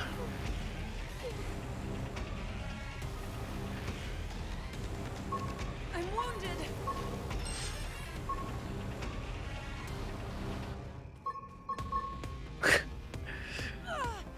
Would you use up the insurance on a Skell, unequip all its gear, sell it off, buy an identical one, and put all the gear back on? I am in love with the janky, stupid fucking bullshit in this game. There's so much of it. Like, killing beetles, respawning in a warp location repeatedly. What the hell of a weather effect. Damn weather. Somebody fix this. What, the weather? Sorry, Matt Mercer. I don't know what you expect from me. How is this even remotely fair? No idea what's happening here. Damn weather. Somebody fix this. Yeah, exactly.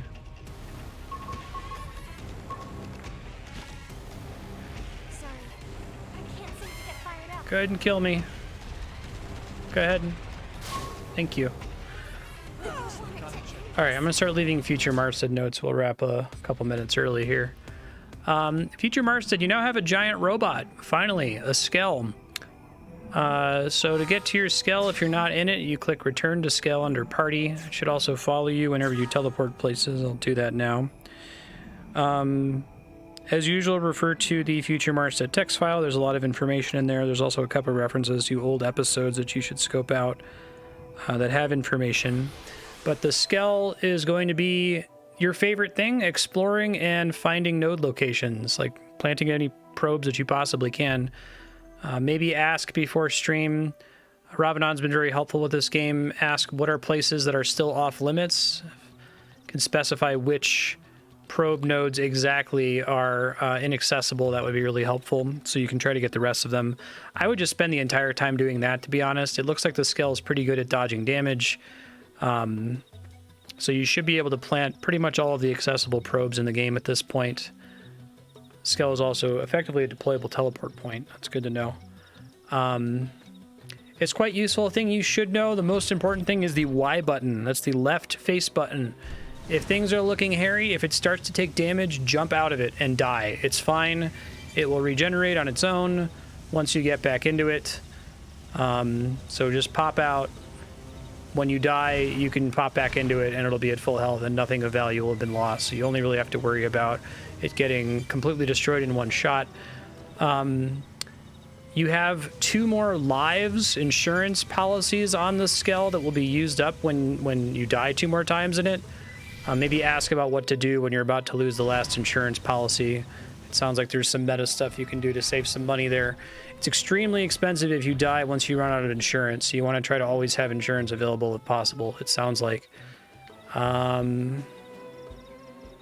Current main story mission is in the Blade Barracks. You go to the Blade Barracks, it wants you to do an affinity mission. No idea where that affinity mission is. It's Close Encounters or something like that. Maybe look that up at the start of stream. You can go back a little bit in the video to see what it was exactly. That would be chapter 7. In order to re-register your Skell, if it blows up, you have to go, you teleport to the Blade Barracks and there's a console directly in front of you. Use that. And I can also go ahead and spend this Mira really quick before we end, so that you are ready for a new tick to trigger.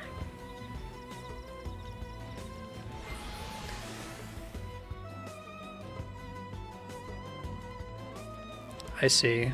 So you can leave and come right back to where you were. So the Skell doesn't follow you when you go to New LA. Thanks, Terranin. That's extremely helpful.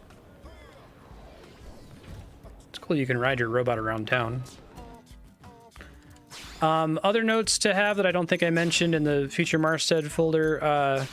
When you get to level 25 on foot, you're finally going to get new equipment for the party. So try to save up as much money as you can, because right now your gear is insanely out of date. you've been trying to hold out for that level 25. You were... Oh, you are level 25. I guess you did enough quests that you hit it. So yeah, start next episode, go straight over to this console here and buy gear for everybody. Lao might be a little bit behind everybody, but, you know, that's how it goes. Thanks, folks. Xenoblade Chronicles X will be back sometime in the next year and a half, probably. It's getting closer to winning the vote now.